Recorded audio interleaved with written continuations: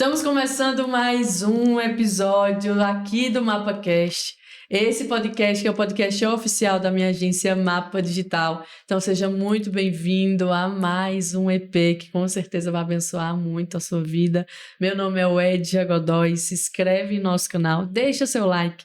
E como sempre costumo falar, né? Se em algum momento Deus falar contigo aqui nesse episódio, deixa seu comentário, deixa a gente saber o que foi que o Senhor compartilhou aí com você. Tenho certeza que a nossa convidada vai dar uma olhadinha lá nos comentários também, tudo aquilo que o Senhor está fazendo na sua vida. Para a gente é um privilégio, porque de fato estamos aqui para derramar aquilo que Ele tem feito em nossas vidas, e é uma honra poder contribuir com aquilo que Ele está fazendo também na vida de vocês, através de tantas histórias abençoadas que estamos trazendo aqui nesse canal, né? Então, pessoal, essa convidada de hoje, ela veio de longe, viu? Nós estamos aqui também com o Ilka Albuquerque nos bastidores. Vou até deixar o link dela, do episódio dela na descrição desse vídeo, porque, olha, foi bênção demais. Quem sabe em outro momento, né, Ilka? A Ilka vem aqui novamente contar de uma nova fase que ela está vivendo. Então, pessoal, é o seguinte... Ela veio para um evento ali em Barreiros, né? Para quem não sabe, o que é de lá. E aí aproveitamos esse gancho para ela vir aqui gravar conosco.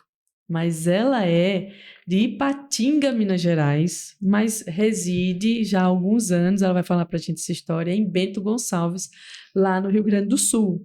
Ela que é terapeuta TRG, já vou perguntar a ela o que é isso, analista comportamental e corporal. Ela olha para você e já dá uma análise completa só pela análise corporal, viu? Vamos falar um pouquinho sobre isso também. Ela é mãe da Jennifer, de 25 anos, e da Emily, de 17 anos, casada com o Jair Pius. É Pius, né? Pius. Boa. Seja muito bem-vinda, Raquel Pius. Muito obrigada. Muito feliz de estar aqui nessa cidade, né? Criando mais uma conexão, Amém. né? Essa ponte aí, a Ilka tem servido de ponte, né? Fazendo ligações, né? Nos conectando Amém. a outras pessoas, e isso tem sido extraordinário. Foi um prazer conhecer vocês aqui. Um prazer conhecer Garanhuns, né? Garanhuns. Gostou? Gostei. O clima bem agradável, né? Me senti assim... Diferente de uma cidade que você veio, né?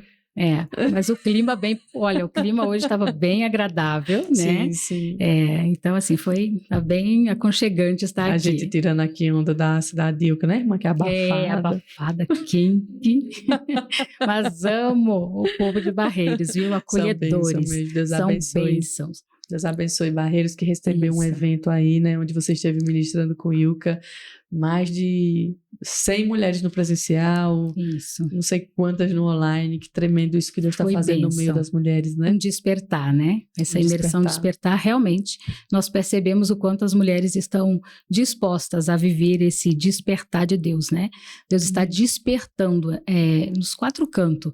Eu acho que não só do Brasil, né? Mas do mundo. Quando a gente assiste alguma coisa de fora também, a gente entende que nós estamos todos coligados, né? Verdade. Todos na mesma conexão, recebendo do céu um direcionamento e vivendo, né, essas experiências extraordinárias que Deus tem proporcionado. Deus é bom demais.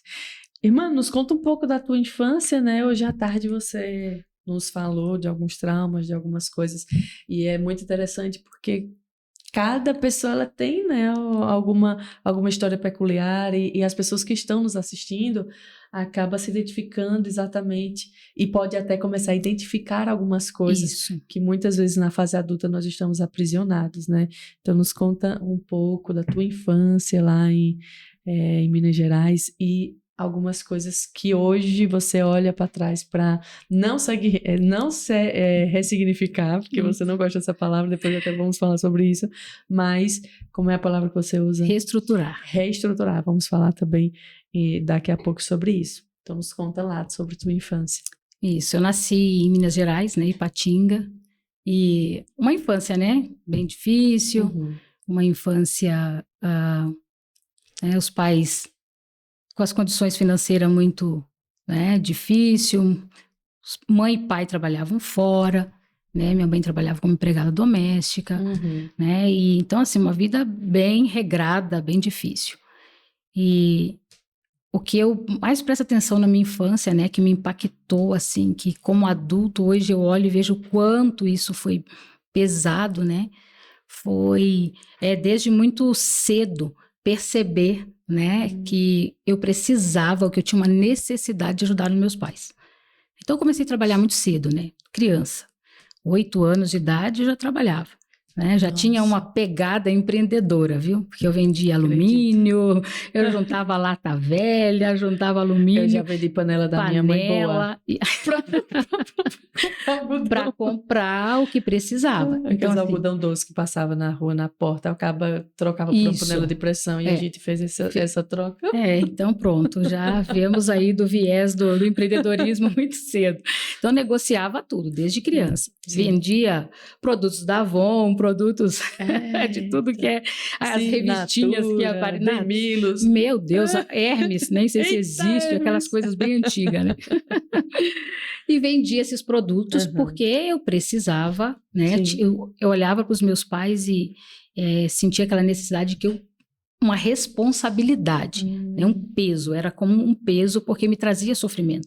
Olhar para os pais e sentir que eu precisava ajudar de alguma forma. Né? Tirar o peso, eu me sentia um peso para os meus pais, né? Então assim, foi... Hoje você entende que era um peso, isso, né? Mas lá atrás parecia que isso era normal, né? Mas sentia assim, sempre aquele aperto, né? Parecia um apertinho no peito, sempre aquela sensação de que eu precisava fazer alguma coisa para ajudar, né? Então, depois a gente vai estudando, vai entendendo, né, esses comportamentos e o que isso foi acarretando ao longo da vida, né, os pesos e responsabilidades e sofrimentos que foram surgindo, né, por ter uma visão, né, assim, distorcida, né, dessa infância. Então, sempre tentando ajudar os pais, de alguma forma. Então, 9, 10 anos, já fui trabalhar de empregada doméstica. Nossa. Né? Então, assim, me lembro do meu aniversário de 11 anos, né, trabalhando, e não era, tipo, empregada doméstica da casinha da vizinha. Não, da classe média, de aquelas casas gigantescas, lavar, cozinhar e ainda estudar ainda no terceiro período do dia. Então, assim, foi uma infância de muito peso, de muita responsabilidade, né? Então, comecei muito cedo, com 12 anos ali, eu já tinha dores horríveis na coluna, né? Porque eu trabalhava serviço pesado mesmo, né? Então, assim, foi uma infância difícil, mas aquela sensação de que eu precisava aliviar, né? Depois dos 11 anos, os meus pais não precisaram mais comprar material escolar, não precisou mais comprar roupa, calçado, porque eu dava conta de tudo isso. Né? Só que isso acabou, né, gerando aí, né, desenvolvendo uma mulher com um senso de independência grande demais. E para algumas pessoas, as pessoas olhavam e diziam para minha mãe, nossa, que criança maravilhosa, que filha maravilhosa. Né? Aquela sensação de não querer errar, de não fazer nada de errado, para não magoar os pais, para não entristecer os pais. Aquela sensação, em vez de ser cuidada e protegida pelos pais, eu me sentia na responsabilidade de cuidar e proteger deles, né? Uma visão ali distorcida, né? A criança na posição de adulto, né? De responsabilidade. Isso foi me acarretando alguns prejuízos aí, viu? Aos 12 anos de idade, apareceu a primeira, assim, doença que mais causou impacto, né? Naquela época, eu tive mastite, né? Uma infecção mamária, né? Com 12 anos ali. Então, foi horrível. Às vezes de pegar peso, sobrecarga, né? Trabalho.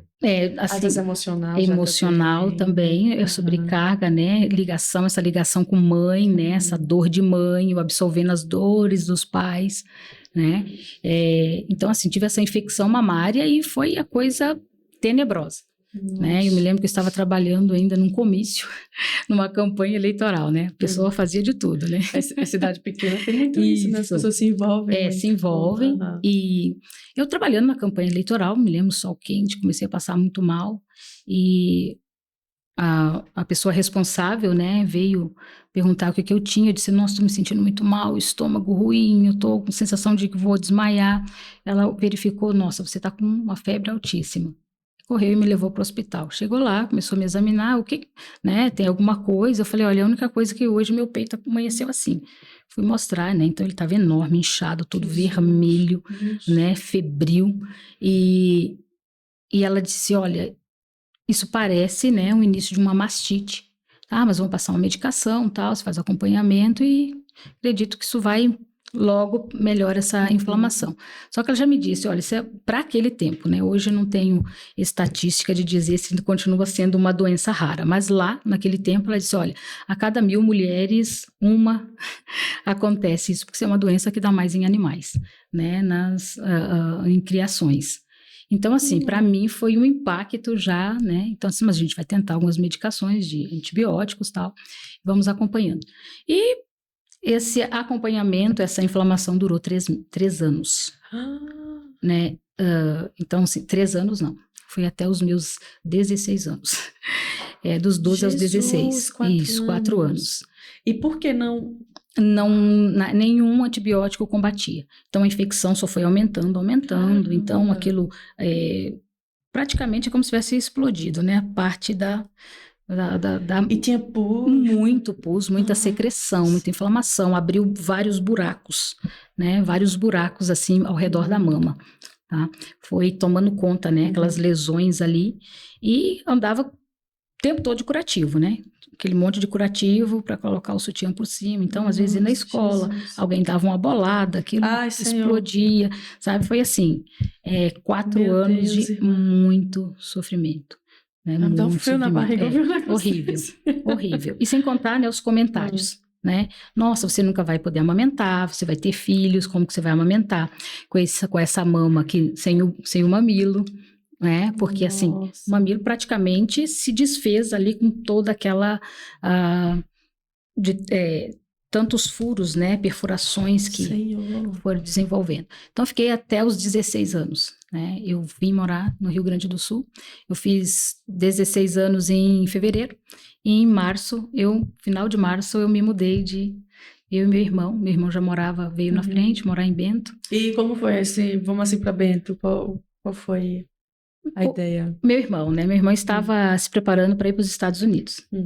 E, né, povo do reteté, né? Vamos lá para a oração, pedir se Deus confirma se podemos ir ou não. Sim. E foi, pedir oração, né, para Deus confirmar e Deus usou uma pessoa e disse, não vai. Não vai, que se você for, você vai voltar no caixão. Aí meu irmão, pronto, se eu não vou para lá, vamos orar que Deus abra uma porta para mim ir para outro lugar. Né, que o Senhor me direcione para algum outro lugar, porque eu sinto esse impulso que eu preciso me mudar. E então fomos, né, orar, e como é que Bento apareceu, né? Orando um dia, nós estávamos numa casa, e uma irmã veio e disse pra gente, olha, vocês vão se mudar, e vocês vão para uma cidade que tem muita uva. Eu vejo alguém entregando para vocês cachos de uvas, né? E a gente, pronto, que cidade que tem uva no Brasil? Vamos procurar, né, que cidade é essa. Então, aí encontramos Bento Gonçalves, né? E o meu irmão, assim, não pensou 2 vezes. Como já estava tudo programado para ir para os Estados Unidos, não, bora. Simplesmente fez a malinha dele e veio. E disse, se eu chegar lá, conseguir trabalho, aí minha cunhada, né, e as crianças vão. E como eu era a criança, o adolescentezinho que já tinha ido para o Rio de Janeiro sozinha, a super independente, aí, Raquel, você vai com ela para ajudar com a mudança com as crianças. E pegamos e viemos embora. Ele veio um mês que ele estava aqui, estava em Bento Gonçalves, conseguiu trabalho na área dele, já comprou um terreno de cara quando chegou e disse, vem-se embora. Simplesmente fizemos as malas e... Aí, no caso, seu contexto familiar, você tinha mais um irmão, tem mais outros? Nós éramos 3, né? Eu, meu irmão, faleceu o ano passado.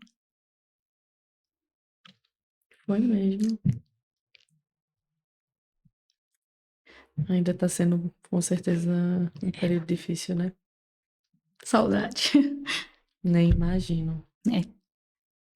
Eu olho e vejo, né? Ele foi canal responsável, né? Para eu chegar aqui.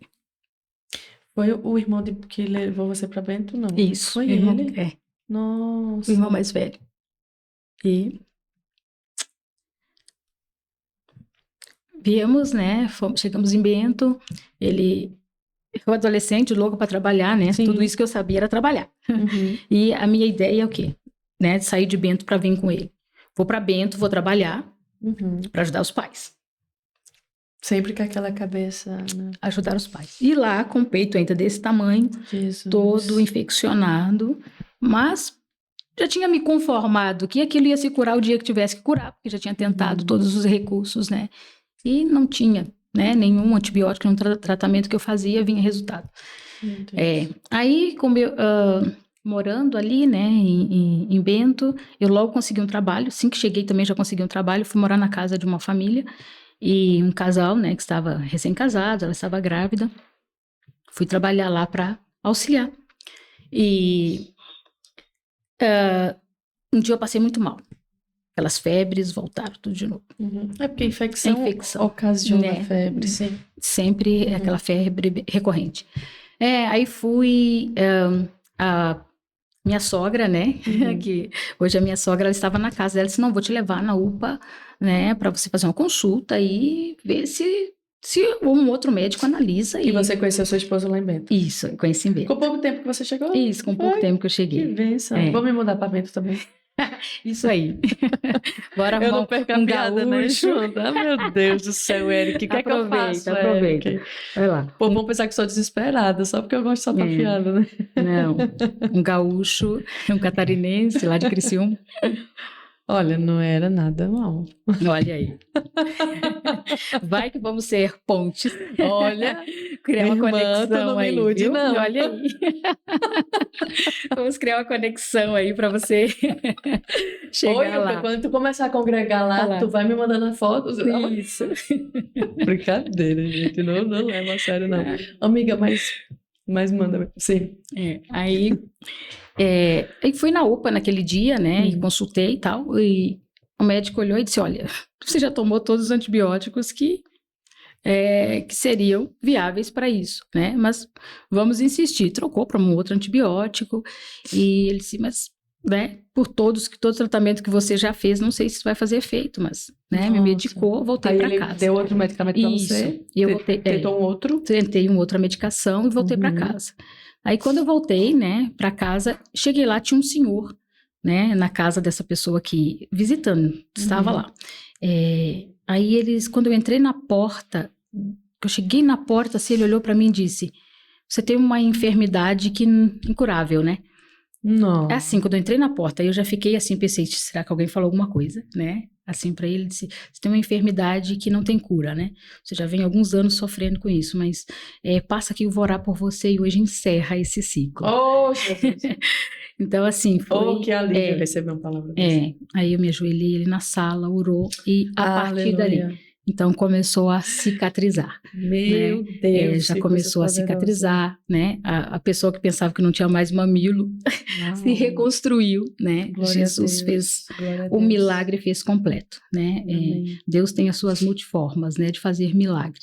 E verdade. Ele escolheu que fosse através da oração, né? Ali, né? Aquilo que estava sendo impossível para os homens, Deus interviu com milagre, né? Comecei a viver os meus milagres em Bento Gonçalves aí.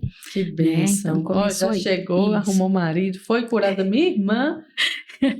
Tô dizendo. Jesus fez. Às vezes tu não me instiga não que eu vou. Às vezes o lugar que Deus tem pra gente na fase que estamos atualmente, nos espelhe, né? Nos espelhe para talvez se você não tivesse se movimentado, estivesse doente até hoje. Exatamente. Né? Então, às vezes é uma movimentação, no seu caso, de mudança de localidade mesmo. E às vezes é outras mudanças que a gente não dá, que precisam. Que não acontece, né? Que não destrava. Que não destrava. Nesse caso foi isso. Bom, fiz tudo o que eu precisava fazer para ser curada. Não fui, né? Mas aí então Deus interviu porque aquilo era para ele. Então, assim, para quem conhecia a minha história, entendeu? Meu Deus do céu, um grande milagre. Porque, assim, era aquela pessoa que estava andando na rua, de repente olhava para a blusa toda molhada, né? Com aquela secreção horrível. E muito constrangedor. Muito constrangedor. E sem contar a dor, né? Toda vez que ia tomar banho, né? A água caindo e soltando camadas por camadas da gaze, né? E quando soltava a última camada, a carne se soltava junto. Então, assim, abria aqueles buracos horríveis. Era anos de muito sofrimento, né? Mas assim, ainda com aquele senso de se sentir responsável por dar um futuro, né? Por melhorar a vida dos meus pais. Então isso era bem pesado, tá? Para uma criança.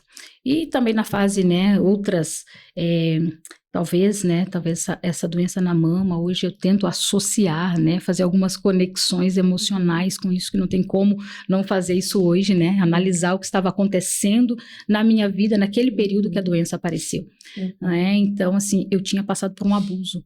Isso antes, né, dos 12 anos ali. Sério? Eu passei por um abuso. Alguém próximo? Tá? Isso, alguém próximo. Alguém isso, próximo, né? pessoa próxima. E, assim, não tive coragem de contar para ninguém, né? Eu não contei nada. Não tem coragem de falar, não tem coragem, porque a sensação é de culpa, né? É uma criança, mas ainda fica se sentindo culpado. Se eu falar, os meus pais vão sofrer. Se eu falar, o que vai acontecer, né? Ou talvez não vão acreditar no que eu estou falando. Se eu falar, será que vão acreditar? Será que vão me culpar por isso? Será que eu vou apanhar? Então, assim, a criança pega e, né, guarda. Por isso que é importante trazer um lugar seguro para as crianças, né? Que eles se sintam um ambiente confiável para falar o que for. Isso, o que for necessário. Né? E como é que monta esse ambiente, irmã, de confiança? Comunicação. Desde que a criança está lá no ventre.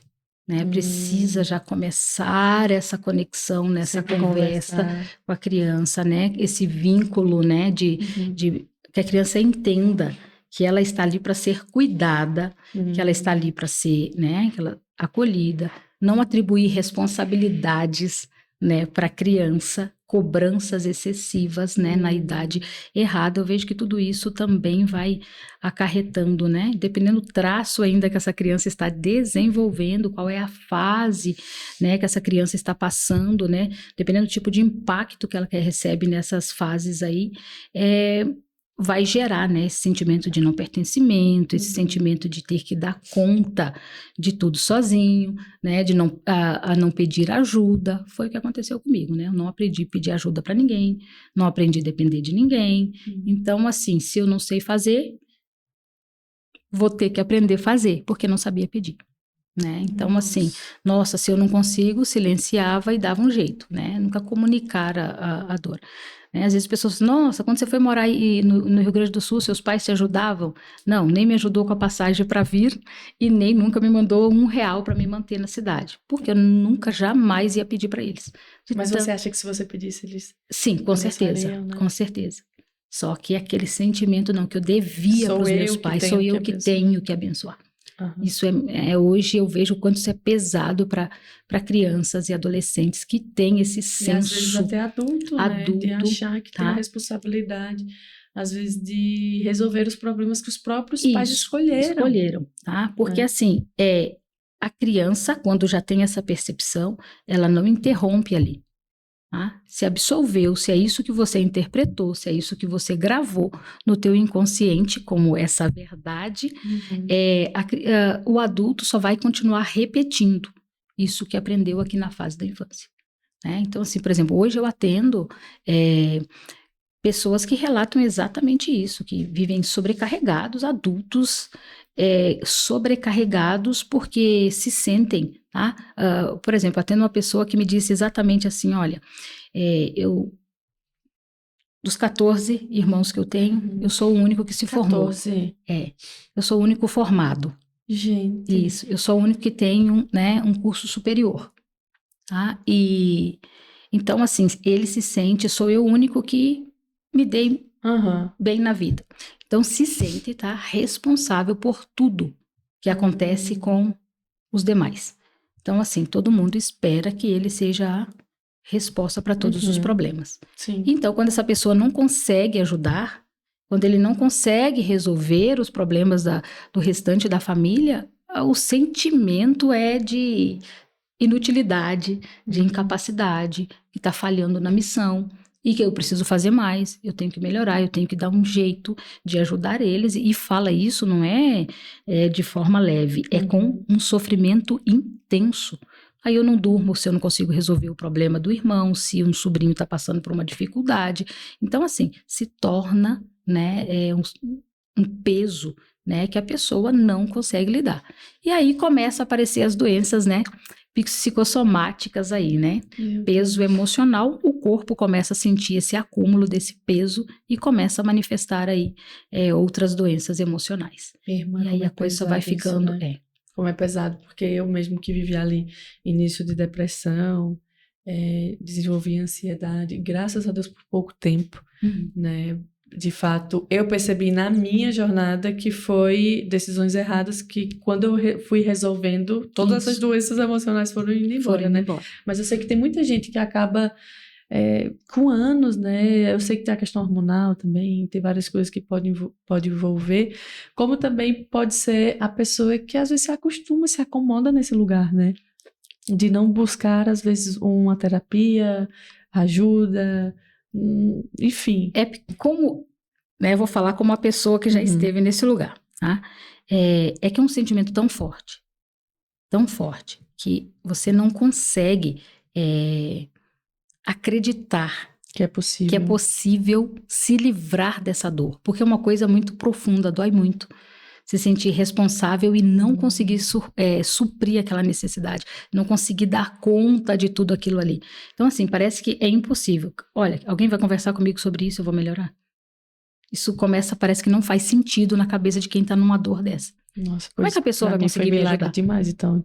Como é que a pessoa... Deus fez um milagre. Deus fez um milagre. Tá? Então, assim, dependendo, né, do grau de dor da infância dessa pessoa, o ambiente que ele foi forjado, né? Isso, forjado, as experiências impactantes que ele teve nessa fase da infância, isso só vai potencializar esse sentimento, né? Isso vai ficar cada vez mais forte, mais pesado, mais doloroso, né? E a pessoa, à medida que não consegue corresponder aí essa expectativa familiar, o sentimento de culpa. Então, assim, é um acúmulo. Nossa. Tá? É um acúmulo de sentimentos. Então, aí vai empilhando, né? Chega um momento que, puf! Essa pilha, né? Imagina empilhando, né?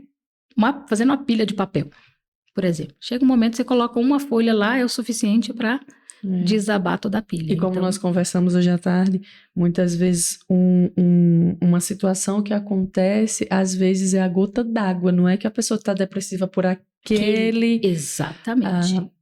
Por aquela situação, exatamente. Mas é porque ela já vem empilhando muita coisa e aquela situação culminou em... Isso.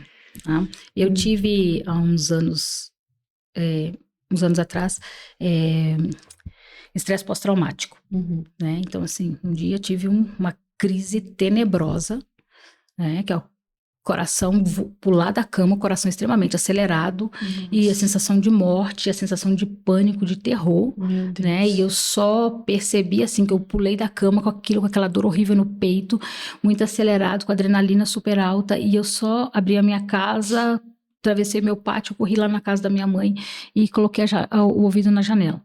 Eu só me dei por conta, falei, o que eu tô fazendo aqui? Né? Com o ouvido grudado na janela da casa, para ver se os meus pais estavam bem.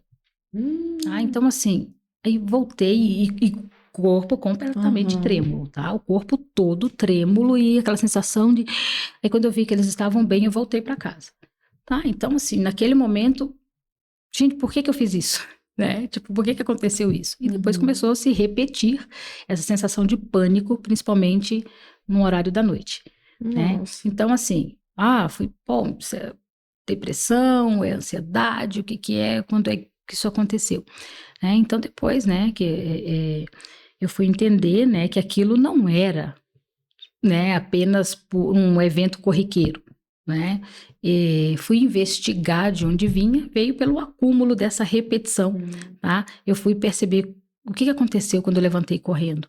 Foi um barulho, né? Minha casa fica alta, bem numa esquina, e um caminhão, sabe, derrapou ali naquela curva e fez um barulhão horrível. Eu acordei com aquele barulho, bem assustada.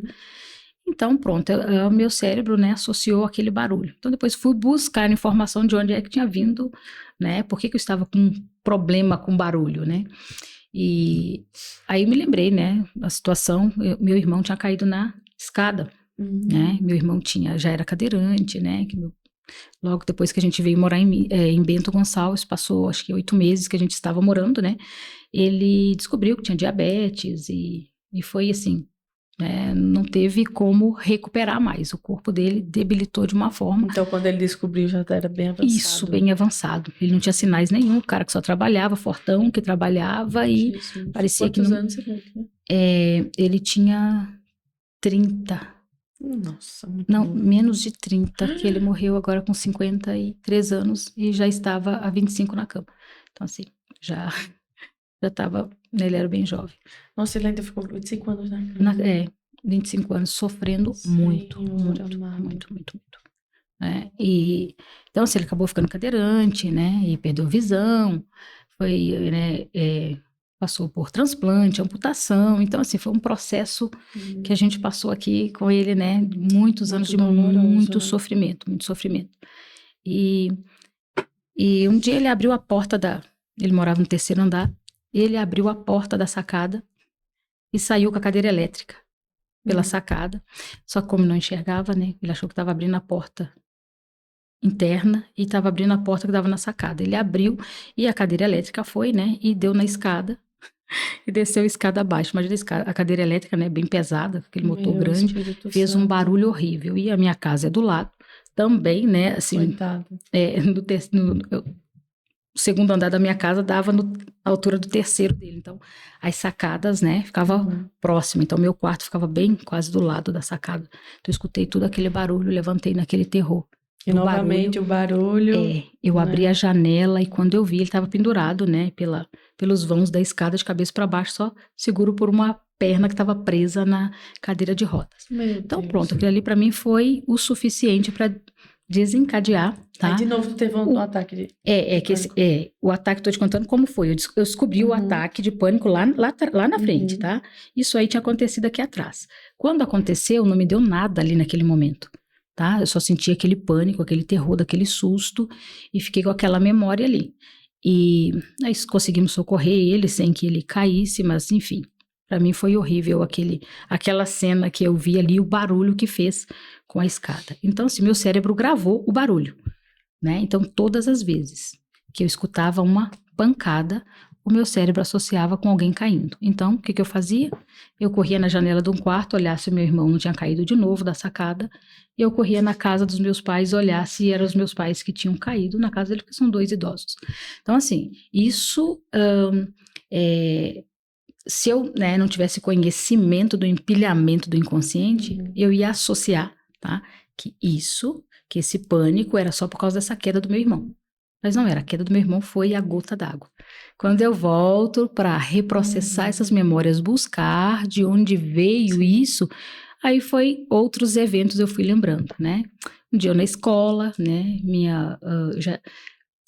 eu tô atropelando aqui, tá? Vou só lembrar que eu trouxe meus pais para morar, né? A menina... Sim, você trouxe. A menina você falou que... com a responsabilidade de cuidar deles, Gente. né? Eu trouxe eles, né? Faz 15 anos que eu trouxe eles para morar em Bento Gonçalves. Então, assim... Ele não acha muito frio, não? Porque é frio. É frio. E geralmente Sionzinho sofre, Sofre. Né? Com frio. Aí, mas eu trouxe eles, estão morando, né? Moram em Bento Gonçalves hoje comigo. Então, assim, um dia eu estava na escola e recebi uma ligação no meio da aula, dizendo, minha filha, corre para casa que a avó caiu. A avó caiu, eu disse, como a avó caiu dentro de casa? Ela disse, não, ela caiu da nossa sacada lá embaixo, no 1º andar. Caiu do 2º no 1º. Eu falei, meu Deus, o que ela estava fazendo na sacada aí? Ela disse, eu saí daqui... Ela estava com um problema de demência e tal. Eu saí da cozinha 1 minuto e ela se levantou e foi para fora e caiu da sacada. E assim eu pensei, a hora, morreu, né? A altura, pensei, tá toda quebrada. Aí foi aquele choque, né? Do coração acelerar, a mesma sensação de quando meu irmão caiu. Então, assim, sessões, tá? Sempre acontece, olha, pronto, a pessoa deu um surto, vai buscar o histórico anterior, precisa ver o que aconteceu, porque aquilo ali, como a gente disse hoje, né, quando chega a acontecer, é porque outros eventos já antecederam e o inconsciente empilhou isso aí, e só está chegando a fatura, né? Só a fatura chegando. Então, assim, foram vários eventos de repetições, né? Meu pai também com quedas, e enfim. Né? A responsabilidade, né? O senso de ser responsável por tudo que acontecia com os meus pais. A criança, né? Que absorveu esse senso de responsabilidade. Então, um adulto com filhas grandes e ainda me sentindo a mesma criança, se sentindo ser responsável pelos pais. Então, isso é muito peso, né? Então, pais... E agora você já com marido, com filhas... Isso, ainda carregava... outras demandas. Né? Então, assim, meu Deus, quando eu fui reprocessar, tratar essas memórias, né? Falei, meu Deus, gente, como é que... Se a gente soubesse disso mais tempo, né? Não permitia que o nosso inconsciente acumulasse tanto sofrimento. Mas hoje, né, eu tenho visto um despertar grande dos pais, tá? Porque, assim, eu atendo muitas crianças, eu atendo adolescentes... Então, assim, os pais hoje estão tendo esse olhar, né, de prestar mais atenção no filho, de a mudança no comportamento. Então, isso, essa oportunidade que essa nova geração está tendo, né, é algo que os nossos pais não tinham esse conhecimento. Né? Não tinha ideias que esses eventos ou que a criança pudesse estar sentindo esse senso de responsabilidade. Às vezes eles olhavam e achavam que era bonito, né? Nossa, menina trabalhadora, né? Menina que esforçada, mas na verdade não tinha nada a ver com isso. Na realidade era só peso, né? Sentimento de culpa e de ter que resolver os problemas dos outros e não aprendia a pedir ajuda. Né? Então, assim, isso de não pedir ajuda foi um problema para mim, meu Deus do céu. Eu ainda estou no processo. Contra isso até hoje, né? Estou no processo de aprender, né? De pedir ajuda, porque não é só isso que acontece, não, viu? Crianças que têm, né? Essa visão de inverte os papéis ali, né? De ver os pais como se os pais fossem pequenos e as crianças são grandes, né? Além de não conseguir pedir ajuda, a gente não sabe receber. Tá? É uma dificuldade terrível em receber, ser presenteado. Né? Muitas vezes eu ganhava um presente e não sabia o que dizer. Por quê? Não me sentia merecedora. Eu estou aqui para servir, nunca para ser servida. Isso é um peso horrível também que, normalmente, né, as crianças que passam por isso, né, têm essa visão, né? Então, assim, eu atendo muita gente que nunca comemorou uma data de aniversário. Né, que não sabe. Depois do reprocessamento, a gente vai reprocessando essas memórias, né, gerando umas outras memórias futuras também. Aí essas pessoas começam a ver a vida, né, se reestruturar aí para olhar e começar a aprender, né, encerrar esse ciclo do não merecimento, né, dessa sensação de que eu preciso estar sempre pronta para servir. E o Cataí, né, conhece um pouquinho. Eu, por exemplo, se alguém falasse, olha, minha casa tá bagunçada. Eu limpava a minha casa, cuidava da casa da minha mãe, um pátio enorme, um monte de serviço. E aí, chegava, a Ilka tava lá, né, alvoroçada. A Maria Júlia já olhava para mim e dizia, Raquel, vai lá no meu quarto dobrar roupa. Ele me ajudar a dobrar roupa. Porque assim, onde eu chegasse, qualquer coisa tá fora do lugar, o negócio pra você é natural. É natural já chegar arrumando, ajudando, né? E se eu não fizesse, eu me sentia culpada. Se eu não fizesse, nossa, como é que eu vou ficar aqui sentada, a pessoa com esse monte de serviço, eu me sentia responsável de ajudar. Só que eu podia estar com a minha casa revirada, da minha mãe, todo o meu trabalho para fazer. Você acha que eu conseguia dizer assim, Ilka, vem aqui hoje me ajudar a limpar a casa? Jamais. Jamais. Pedir ajuda, jamais. Então, assim, pega a carga do mundo e coloca nos ombros. É muito peso, né? É a menina boazinha. Tá? É a síndrome da boazinha. É verdade. A boazinha. Essa é boa para todo mundo e ela acaba se lascando, né? É boa para os outros, mas não aprendeu a ser boa para si mesmo. Né? Valoriza os outros, mas não ver o seu próprio valor. Todo mundo tem valor, todo mundo é inteligente, todo mundo sabe, todo mundo é bom. Eu não sei, eu não posso, eu não consigo. Então, assim, eu não mereço. Por mais que a pessoa saiba que tem aptidão para fazer, que tem condição de fazer, que sabe fazer e sabe fazer bem feito, mas não consegue reconhecer isso. Né? Não consegue aceitar elogio. Tá? São pessoas, né? A boazinha não sabe receber elogio. Sabe elogiar os outros, mas receber elogio... isso é algo difícil demais de lidar, receber elogio de alguém. Nossa. Então, assim, é peso que vai acumulando. E isso aí, né, só foi me trazendo outros prejuízos na vida, né? Acredito. Outras doenças. Foi analisar lá atrás, você viu isso, que aconteceu algum episódio nesse sentido de queda, de zoada, de pancada que te levou para esse trauma? Sim. Foi, né? Foi revisitando, né? Indo lá reviver todas as memórias traumáticas, né? O que me fez ir procurar socorro, ajuda, né? Eu já tinha passado por depressão em outras fases da vida, eu tinha crise de ansiedade.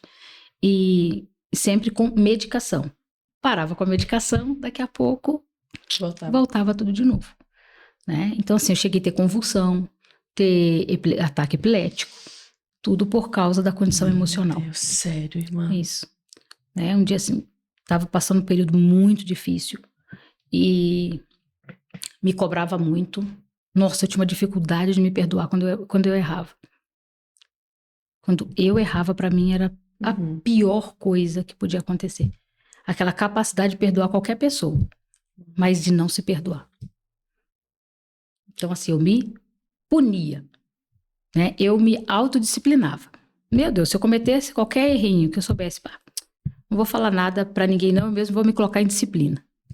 Porque eu não me perdoava. Não adianta alguém falar, não, irmã, tá tudo certo, vai lá. Não, a menina boazinha não pode errar. Ela aceita, qualquer pessoa que errar, ela tá pronta pra perdoar. Mas se a boazinha errar, ela não se perdoa. Então, assim, fui caindo num nível de depressão, porque me cobrava muito resultado, cobrava muito não conseguir ajudar os meus pais do jeito que eu gostaria. Então, me cobrava porque não estava dando conta, às vezes me sentia culpada por, né, não conseguia atender as minhas filhas da forma que eu achava que seria necessário. Então, me cobrava por tudo. Pronto, entrei num nível de depressão e um dia tive uma crise tive um ataque de epilepsia. Né? Eu tive três convulsões consecutivas, né? E um perigo isso pro cérebro, pro cérebro, isso. Eu não sei como eu fiquei, assim, um bom tempo com a memória bem ruim, né? Esqueci o nome das pessoas, tal, mas graças a Deus o Senhor foi restaurando aí. Mas tudo acúmulo, tá? Tudo acúmulo de sofrimentos, porque não compartilhar, não pedir ajuda, não pedir socorro, achar que tem que dar conta de tudo, né? Olha a importância de conversar, né? E a Bíblia fala sobre, né, confessar uns aos outros para né? ser curado. Então, né? A tua mesa cura, né? Que é uma canção tão famosa. É isso, porque a mesa é um convite para uma conversa. Isso. Né? E ali, nas conversas, nós somos curados, porque a gente abre o nosso coração, nossa mente, a gente compartilha as cargas uns dos outros. Né? E muitas vezes somos curados e aliviados só no compartilhar. No compartilhar. Na verdade. Né? Só que quando a gente tem essa mentalidade que se errar vai prejudicar o outro, se eu errar, eu vou causar sofrimento no outro, nem penso no próprio sofrimento, penso no sofrimento do outro, né? Então, assim, se eu falar, eu tô falhando, né? Se eu falar, né, expor as minhas fraquezas, né? Se eu expor a minha dor, isso de alguma forma vai mudar a forma que o outro me enxerga. Então, assim, pega, né, toda essa dor e segura. Só que eu sempre digo na terapia, gente, tudo que entra dentro de nós precisa sair. Tudo que entra, um momento isso quer sair.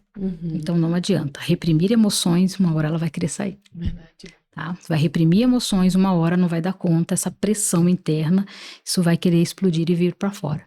Então tem que tratar, né? Dores emocionais precisam ser tratadas. A gente sempre diz assim, as pessoas sempre dizem assim, eu deixei isso para lá. Se tu precisou deixar pra lá é porque te incomodou. Deixou pra lá por quê? Porque não quer confrontar? Você deixou pra lá por quê? Porque resolver vai gerar um trabalhinho ali, tá? Porque você não quer se incomodar? Ou porque você não quer incomodar o outro? Por que você tá deixando pra lá? Tá? Então, se aconteceu algo que te incomodou, resolva. Não deixa pra lá, porque essa conta depois vem. Vem com força. Vem com juro, vem com correção, vem. Meu Deus. Vem. E como é importante, né, as pessoas terem essa consciência. Essa consciência. De terapia. né? Inclusive, vamos falar um pouquinho sobre isso. Me diga o que é TRG, né? Terapeuta TRG, explique a nós, réis mortais. Terapia TRG, tá? É terapia de reprocessamento generativo, né? TRG é uma terapia investigativa, né? Nós não tratamos sintomas, né? A gente não se apega ao sintoma. Por exemplo, o último fato, acordei com o coração acelerado. Tá? Nós buscamos na TRG investigar a origem, a causa, né? Onde aquilo iniciou, né? Não tratamos casos isolados. Então, assim, a gente trabalha dentro da TRG, né, de forma cronológica. Começamos, né, da idade 0 até a idade atual, né? Então, assim, uma passada de pente fino na história da pessoa, né? Assim, geral, tratando o período escolar, né, como foi na escola, a visão da criança do pai, a visão da criança relacionada com a mãe, com os irmãos, né, se convivia com mais familiares naquele ambiente. Então, assim, a gente procura passar um pente fino em todas as áreas para procurar todo e qualquer origem ali. Vai desde a fundação. Da fundação, né? Porque às vezes, né, dependendo do caso, a gente faz até aquela investigaçãozinha extra, né? Vai lá e veja com a mãe como foi essa gestação. Dependendo, né, da dor, da forma que a pessoa relata os eventos na infância, a gente vai entender que, peraí, tem uma percepção aí, né? Eu não tenho uma memória de algo que aconteceu, mas eu tenho uma sensação.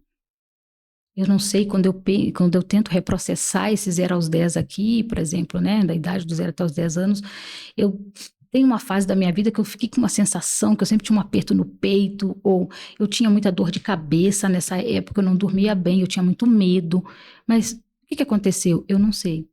Então eu tinha uma sensação. A gente vai investigar essa sensação. Então vai descobrir histórico de mãe, né? Como é que foi a gestação dessa mãe, como é que foi a hora do parto, se foi tudo bem, se foi tudo tranquilo. Então, assim, a gente faz uma análise bem, né, ali para entender. Criteriosa, é um pente fino mesmo, um pente fino, né? Então, assim, várias fases.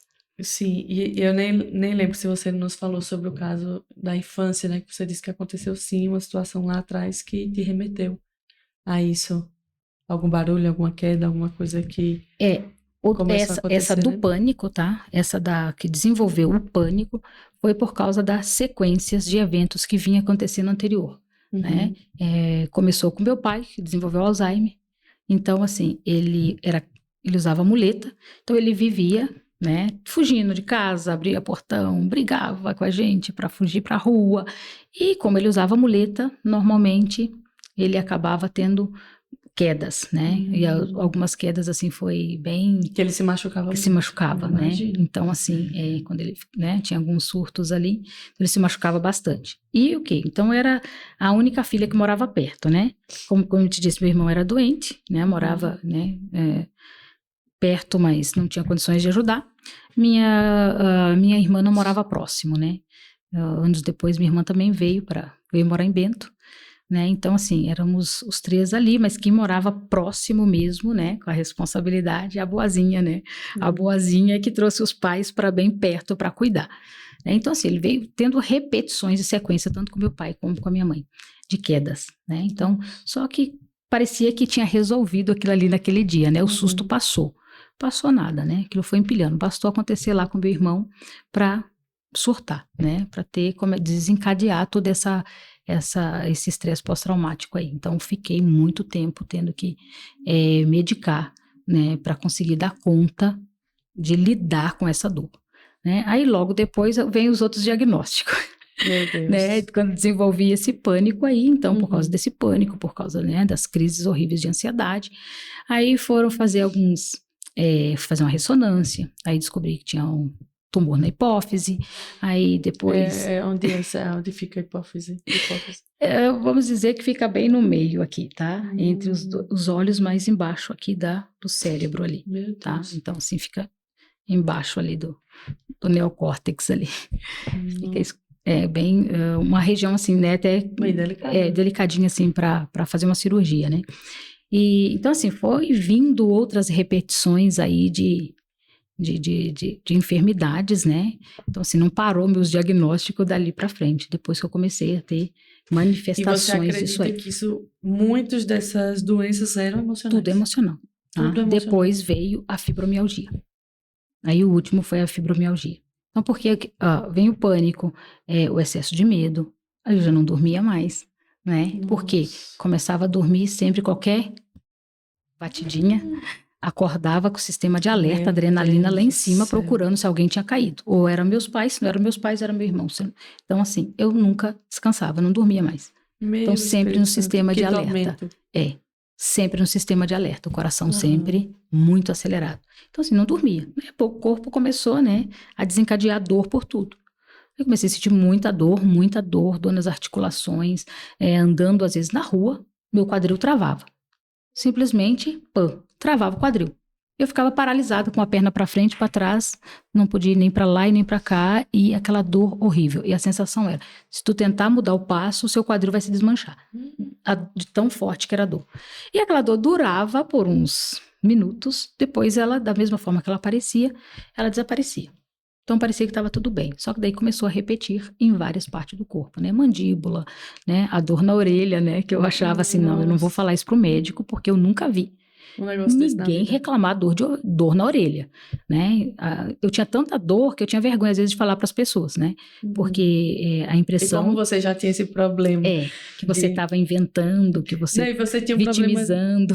Um problema de não pedir ajuda. Não pedir ajuda. Então era difícil para você falar, Então, assim, né? medicava, muita medicação, muita dor, e só foi piorando os quadros, né? Dali pra frente, até que chegou o ponto que eu disse, não, eu preciso, né? O médico disse, olha, isso não tem cura. Eu falei, não, peraí, como não tem cura? Fui investigar, né? E fui descobrindo que a fibromialgia estava muito associada, né?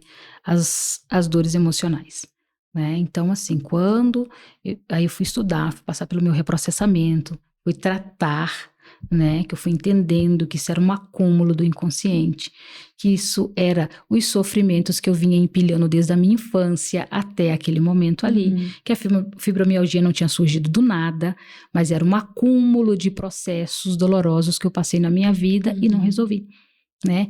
Guardei o abuso, a dor do abuso. Até esse momento da sua vida você não tinha falado pra ninguém. Não compartilhava essa dor. Passei por muitas situações e não abria minha boca. Nenhum tipo de sofrimento, né? Tive as gestações muito difíceis, as minhas 2 gestações bem complicada. E assim, aquela mulher que vinha para casa, tinha feito cesárea e ia pro tanque lavar roupa, né? De cesárea, porque não sabia pedir ajuda. Então, assim, o corpo foi acumulando um nível de sofrimento tão... né? Que acabou que o corpo começa a falar, né? Quando a boca cala, o corpo fala. E o meu corpo começou a falar, e falar de forma violenta. Então aí eu comecei a não dar mais conta dos sintomas, né? Não dava mais conta da minha carga de trabalho com o sofrimento, né? As noites que não dormia, dores constantes, sempre fazendo injeções, muita medicação, indo para a UPA, ficando na emergência, fazendo medicação na veia, e voltava para casa com a mesma dor, né? Às vezes não aliviava nada, porque estava muito associado. Se eu não resolver aqui, o corpo vai continuar falando aquilo que a minha boca estava silenciando. Então, quando eu comecei, né, que eu fui buscar informação, que fui fazer terapia, aí sim, aí eu fui entendendo. Cada sintoma que quando voltava na minha infância e revivia as memórias. Então, sua libertação começa quando você começou a fazer terapia? Isso, quando eu fui para terapia. Isso já... Quantos anos você tinha? Isso foi há 3 anos atrás. Nossa, super recente, né? Super recente. 3 anos. Você vem cheio, né? Uma vida de dores, de enfermidades. E há 3 anos você começou a acessar um conhecimento. Isso. Você começou uma investigação emocional. Investigação emocional. Se é emocional, vou atrás. Né? Quando eu perguntei para o meu professor, assim, fibromialgia tem cura? Ele olhou para mim e disse, Raquel, fibromialgia é doença de quem cuida de gente. Aí pronto, para mim fez todo sentido quando ele me respondeu isso. Ele trouxe a resposta da minha vida. Meu Deus do céu. Eu passei a vida toda, por isso que eu estou contando lá da infância, da criança. Você disse, sou eu. Da criança que queria cuidar dos pais. Né? Então, assim, eu entendi ali, falei, cara, fez todo sentido pra mim. Aí já foi uma virada de chave. Falei, cara, eu preciso resolver isso. A vida toda. Raquel, você pode? Tô indo. Meu Deus, nem pensava Mas duas vezes. não, peraí que eu... mas você pode vir? Não se preocupe, eu dou um jeito. E eu dava um jeito. Não sabia dizer Mas não. não sabia dizer não, tá? Boazinha não sabe dizer não, né? Além de não saber dizer não, abraça o problema da humanidade, carrega tudo nas costas, acha que precisa e tem que dar conta, tá? Pedir ajuda, isso não existe, tá? Fora No tudo. vocabulário, Que né? questão. Não sabe, fica tudo errado, não consegue comemorar, né? Eu comemorei, acho que o meu primeiro aniversário, primeira festa de aniversário que eu tive aos 16, quando eu fiz 15 anos. Tive a primeira festa de aniversário. Antes disso eu não tive. Então, a criança não tinha registro de comemoração. A criança só tinha registro de quê? Trabalho. De trabalho. Então, eu não aprendi a comemorar a data de aniversário. Eu chegava o dia de aniversário, meu Deus, que passe essa data que ninguém lembre. A sensação é que ninguém lembre, que passe. Ai, meu Deus, receber feliz aniversário, que coisa horrível, que vazio na alma. Ao invés de comemorar alguma coisa, era uma coisa ruim. E é uma data muito triste para muita gente, Para né? muita gente. Muita gente. Meu Deus, quando eu comecei a atender, que eu fui ver, falei, meu Deus do céu. Deus, será que é por isso que eu passei por tudo isso? Precisava ter um propósito, tinha que ter um propósito. Falei, nossa, as nossas dores, né? Deus não descarta nada. Verdade. Tudo. Então, essas minhas experiências, né, de não saber comemorar, de não saber dizer não, de ser boazinha, isso hoje, para mim, é algo que eu domino dentro da terapia com alguém. Porque eu sei como é estar nesse lugar. Eu não falo a terapia, sim. Né, a gente não fala só pelo conhecimento daquilo que estudou, não. Além de ter estudado sobre isso, eu vivi isso. E a terapia chegou na sua vida? Alguém te aconselhou? Olha, porque você não faz terapia? Como foi que você descobriu? Na pesquisa sobre fibromialgia.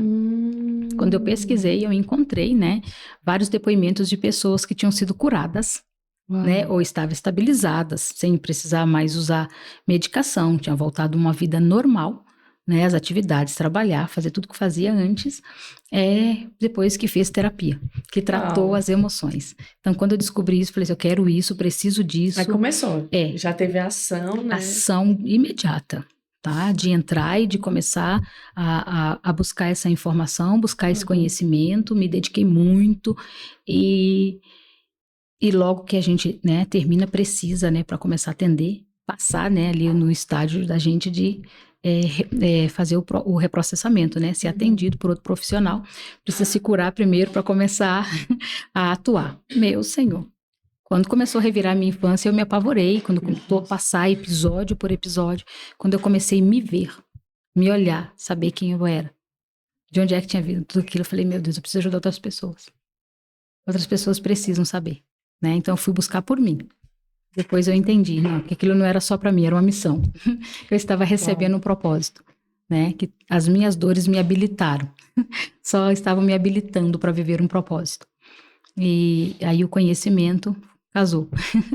Fechou. E aí, quando você começou a terapia, você começou a desmamar? Como foi todo esse processo, né? Tudo. Que você ainda não está 100% curada da fibromialgia. Como é a palavra? Fibromialgia. Fibromialgia. Isso. Mas você já Não, avançou... vivo livre de medicação, não tomo medicação. Muito, né? Não tenho até crises, questão de dor, não tenho, graças a Deus, não tenho mais crise de pânico, não tenho mais, né, crise de ansiedade, não tenho mais problema com esse sono perturbado, né? Então, assim... Depressão, tudo, a depressão, né? As doenças emocionais. Isso. Não tô nem...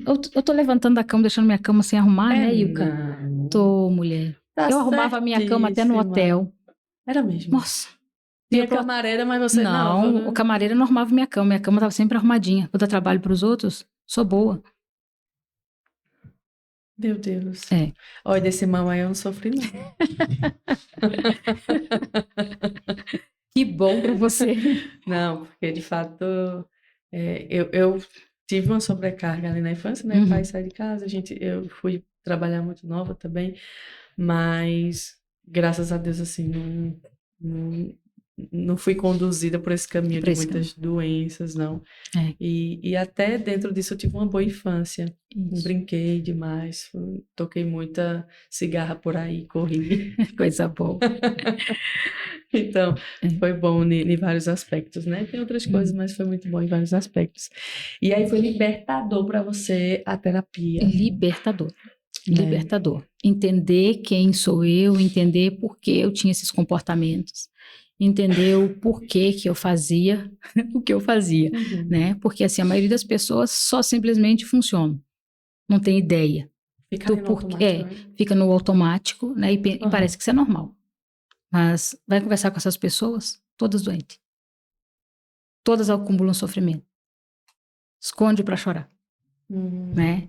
Tipo, pra chorar na frente dos outros, meu Deus, não, mas à noite Eita, Jesus amado. aquela chorada ali no escondido, né? De virar pro canto, sufocar o rosto no travesseiro.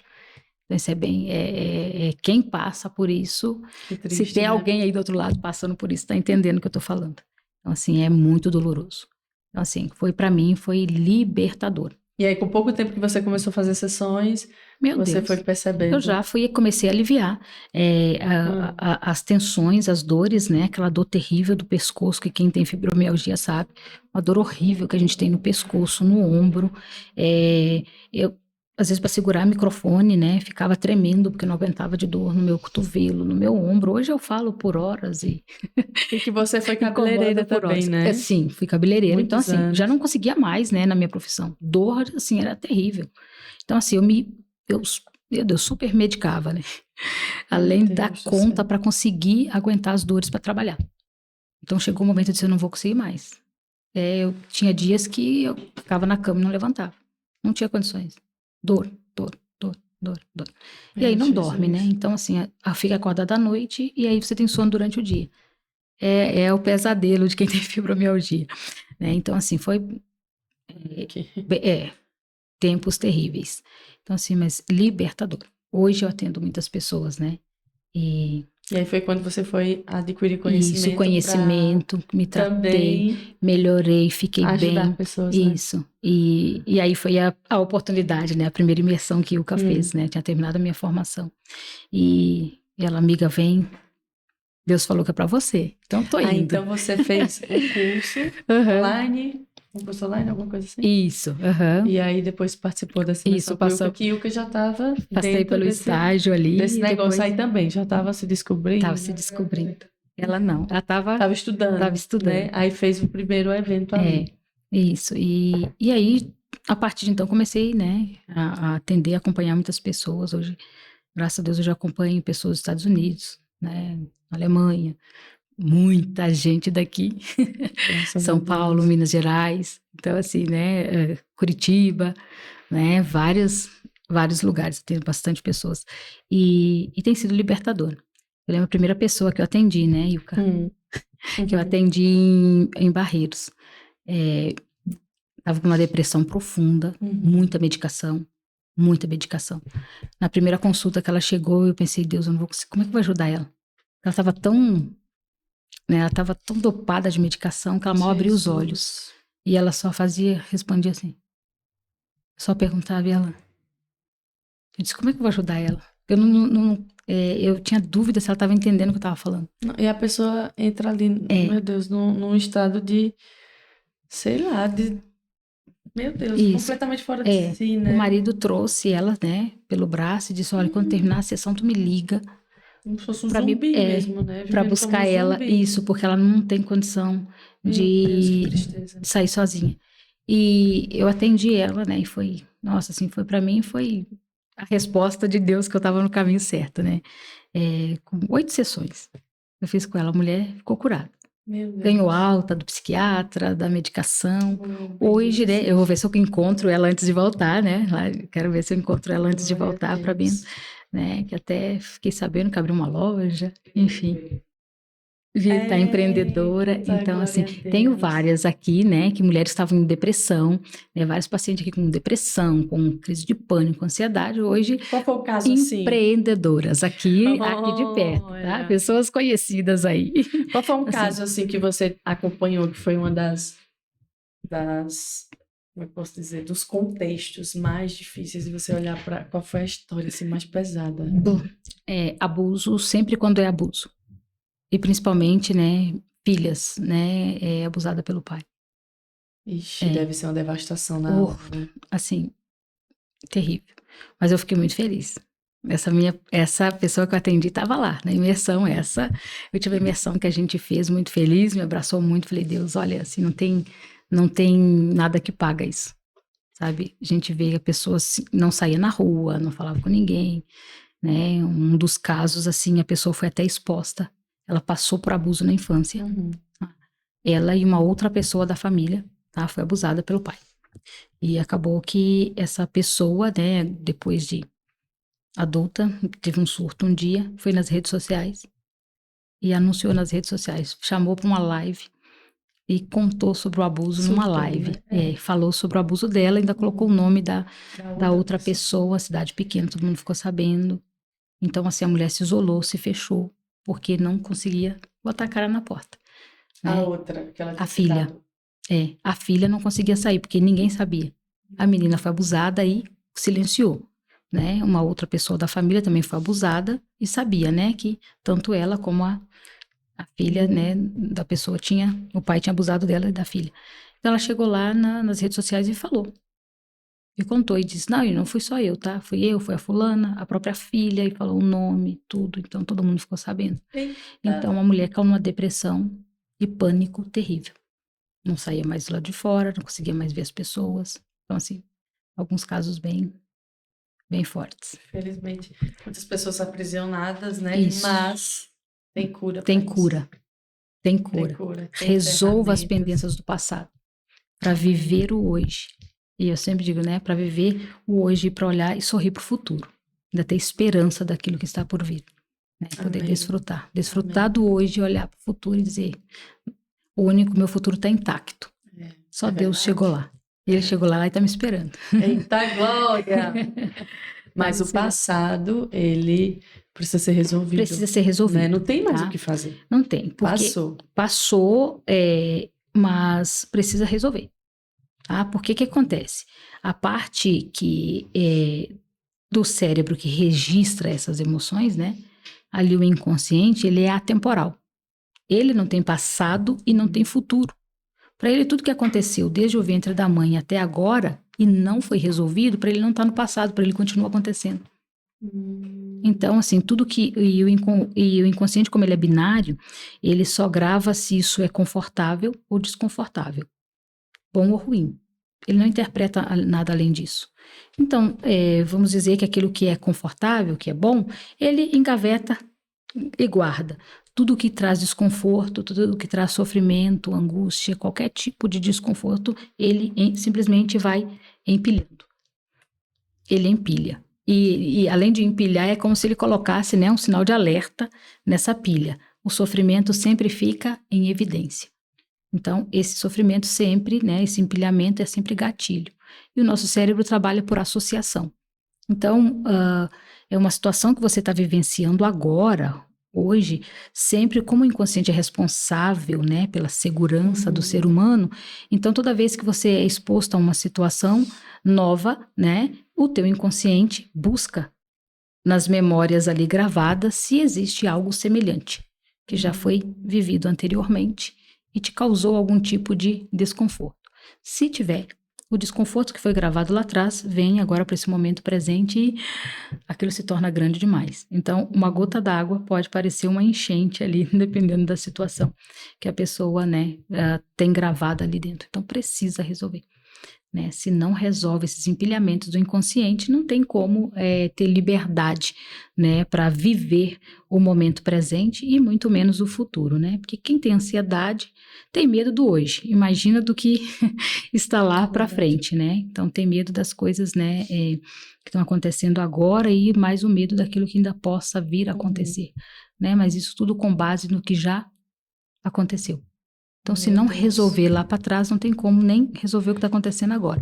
Por isso que a gente trabalha nesse processo, né, de ordem cronológica, começando lá do zero, para poder desarmar todos os gatilhos aí para o caminho, para não ter, né, essa associação do inconsciente.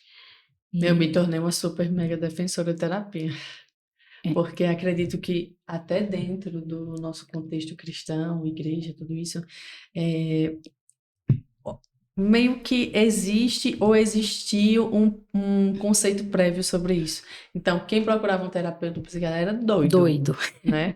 Então, acredito que isso, por muito tempo, né? Foram informações veladas por muito tempo. Isso. Né? Hoje está sendo mais desmistificado, mas ainda existe muita resistência, né? Muita liderança que não incentiva isso, que acha que tudo é demônio Espiritualiza. ainda, né? Que acha que tudo... Não, nós somos seres, né, tridimensionais, nós somos corpo, alma e espírito, nós precisamos cuidar, né, do templo, cuidar da alma e óbvio, alimentar o nosso espírito, mas a questão do espiritual é isso. É terapia, cuidar das emoções. São cuidados mesmo que são extremamente necessários. Então, super mega incentivo você a procurar um terapeuta. Inclusive, o link do Instagram aqui de Raquel vai estar disponível na descrição. Você pode ir lá, chamar ela, falar e marcar, né, aí para você começar a ser cuidado por uma pessoa que viveu muitas dores e que sabe, e com certeza, né, vai poder te conduzir aí para uma cura. E Raquel, como foi que Jesus chegou na tua vida? Nos conta como foi tua história de conversão. Eu nasci, né, no lar cristão. Ai, que glória. Mas um povo crente mesmo? Isso, ou... crente. Meus pais, né, pessoas fiéis ao Senhor. Amém. Então, assim, mas servir o Senhor na minha adolescência, né, eu me desviei na minha fase jovem, né, tive um tempo afastado e sofri bastante.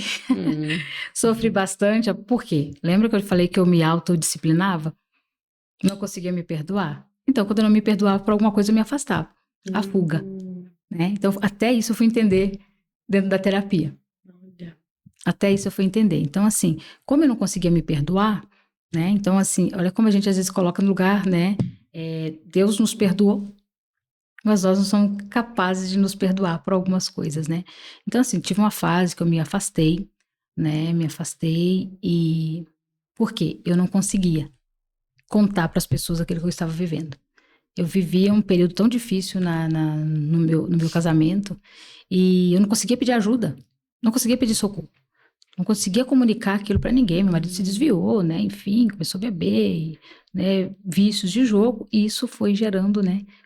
Piorando o sofrimento ali ao longo do tempo e que me fez entrar em depressão, tal. Então eu não conseguia pedir ajuda, né? Por quê? Toda vez que você pedia ajuda para alguém, principalmente da igreja, o que você ouvia? Irmã, ora que passa.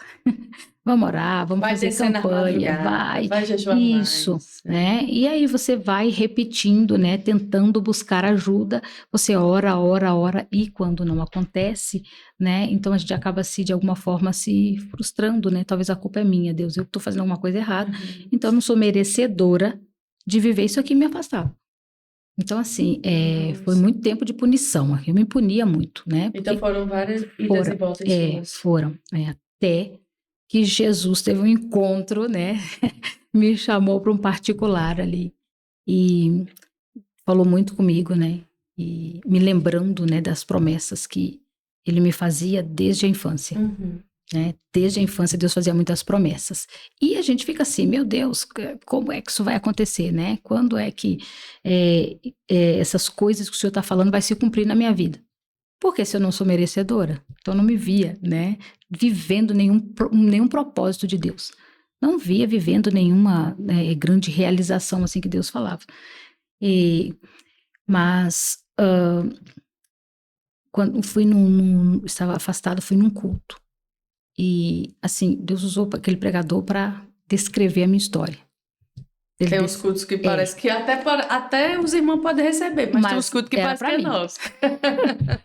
Tudo que falou era muito direcionado, né? Então, assim, ele não precisou nem fazer apelo, né? Passei para frente e desde aí, então, assim, eu renovei minha aliança com Deus, né? Até hoje. E a partir dali, então, assim, Deus começou a mudar, né? Mexer nas estruturas da minha casa. Meu esposo muito, né? Tava muito duro, né? Não queria voltar para Jesus de jeito nenhum. E eu vou morrer assim mesmo, vou para o inferno mesmo. Não tem, para mim não tem mais jeito. Ele foi para esse nível. E só que aí ele sofreu um acidente. Caiu do prédio que ele estava construindo e fraturou todo o fêmur, fraturou o pulso, né? Acabou ficando em cadeira de rodas por um tempo e foi um processo, né, bem difícil. Quando ele começou a se recuperar, começou a andar, teve rejeição da placa que tinha colocado, né, teve que voltar para a cirurgia, remover tudo aquilo de novo. Processo. Aí quando fazia 3 meses que ele tinha feito essa segunda cirurgia, ele caiu de novo, fraturou a mesma perna, moeu tudo de novo, passou 27 dias no hospital. Essa é uma prova. Deus, assim, sabe? Deus pegou a gente, não, sabe? Quando ele quer o vaso pegar, na mandoleira. Ele pega e lá, o vaso se quebrou na mandoleira. Agora tu vai ver. E ele amassou. E, tipo assim, era um homem que fumava 4, 5 carteiras de cigarro por dia. Tava nesse estado. Não tava, assim, mega viciado. Comia cigarro. Senhor, como é que alguém consegue fumar mais de 100? Acho que cada caixinha deve ter uns 20, né? Era um atrás do outro. Era aquele um atrás do outro. Meu Deus do céu. Isso já é uma ansiedade, né? Ele estava lá fora, fumava, tá? Aí saía pra fora pra fumar, não fumava dentro de casa. Tá, ele vinha dentro de casa pegar alguma coisa. Então, né, jogava aquele cigarro fora, vinha pegar uma coisa. Quando ele voltava, saía lá fora de novo, era automático. Acendia o outro. Poxa, eu imagino. Era assim o tempo todo. Então, assim, ele falava, como que eu nunca vou me libertar, nada, mas aí passou por esses processos, né, sofrendo essas... Jesus foi do hospital, saiu de lá, não fumou mais e se reconciliou com Deus. Eita, glória! Ai, Deus teve também... Não espere chegar um negócio desse na sua vida, não, você se orienta, volte para Jesus depressa, né? Porque eu cresci, né, debaixo de muita promessa de Deus. Deus sempre falando. E quando Deus falava assim, olha, eu vou te levar, eu vou assoprar o seu nome. Eu disse assim, como assoprar meu nome? Que nome, Senhor, que eu tenho para ser assoprado? Não acreditava, né, assim, que fosse merecedora, né, tivesse um merecimento de viver alguma coisa tão boa. Porque assim, aí tu começa a olhar para o contexto que sempre a sua vida está acontecendo coisas ruins, e você acha que o teu destino é viver de sofrimento, né? Você começa a se conformar, né? Com tanta dor. Jung, né, diz sobre isso, né? Enquanto a gente não se torna consciente, o inconsciente nos governa e nós chamamos isso de destino. E é bem isso. Então, você está tão acostumado a viver no ciclo, no looping, na repetição das dores, de sofrimento, preso num padrão repetitivo de dor, de sofrimento, que você acha que é o destino, que você não nasceu para ser feliz, não nasceu para dar certo, que a sua vida mesmo é sofrer. É isso aí, tá? E não é pouca gente que tem esse pensamento não, viu? É muito, tá? Acha que é o destino que foi. Só acontece comigo, todas as coisas ruins. Eu dizia isso. Parece que tudo que é coisa ruim, tudo que é doença acontece comigo. Sabe que não tem mais ninguém na terra para sofrer? Vá, né? Pudesse dar lá para um bandido, a gente quer passar para o outro, né? Peraí. Mas nunca se acha, né? Nunca se vê naquela... saindo daquela situação, né? Acaba se conformando. Mas chegou um momento que Deus... Peraí. Vá lá. Ele sempre chega e quando ele chega, às vezes ele chega com força. É isso. Digo, lá atrás, né, quando eu vivi o milagre ali daquela enfermidade na mama, eu tinha feito tudo que estava ao meu alcance. Então, o que eu tinha que fazer, né, eu tinha feito e não tinha tido êxito. Então, Deus entrou e fez milagre. Mas aí a depressão, a ansiedade, crise de pânico, essas coisas eu precisei buscar ajuda. Por quê? Quando desenvolvi esse monte de quadro dessas piores doenças aí, eu já tinha me reconciliado com Deus. Estava na igreja, fazendo a obra, cuidando de coral, pregando, né? Já ministrava, já cuidava de departamentos da igreja, estava completamente envolvida, né? Orava, jejuava, buscava a Deus, fazia campanha. Então, assim... É como se caçava Pokémon. Olha, elas eram conhecidas como caçadoras de Pokémon. Caçadora de cão. Né? Literalmente, caçadoras de cão. Ela não podia ver alguém trocando no olho que ela já botava, opa, sai daí. Mas assim, então tudo isso. E Deus poderia ter me curado, mas não me curou. Ele, né, me empurrou para viver esse processo. Então assim, nem tudo, né, você vai ser curado através de milagres, esses espontâneos, né, instantâneos aí, orou, saiu. Não, é o processo. Por quê? Isso, porque se aquela medida, se aquela dificuldade, se aquele problema é uma medida pedagógica de Deus, Se você precisa, se ele quer aplicar algum conhecimento, alguma lição, uma habilitação, é necessário enfrentar o processo. Então, a cura não veio por uma medicação, a cura não veio por alguém que colocou a mão na minha cabeça, a cura não veio por uma campanha de oração, mas, né, veio porque eu me vi naquela situação, fui fazer aquilo que era necessário ser feito. Aceitei o propósito, né, o processo, vivi o processo para poder viver o milagre. Então, o milagre veio, mas eu precisei passar pelo processo.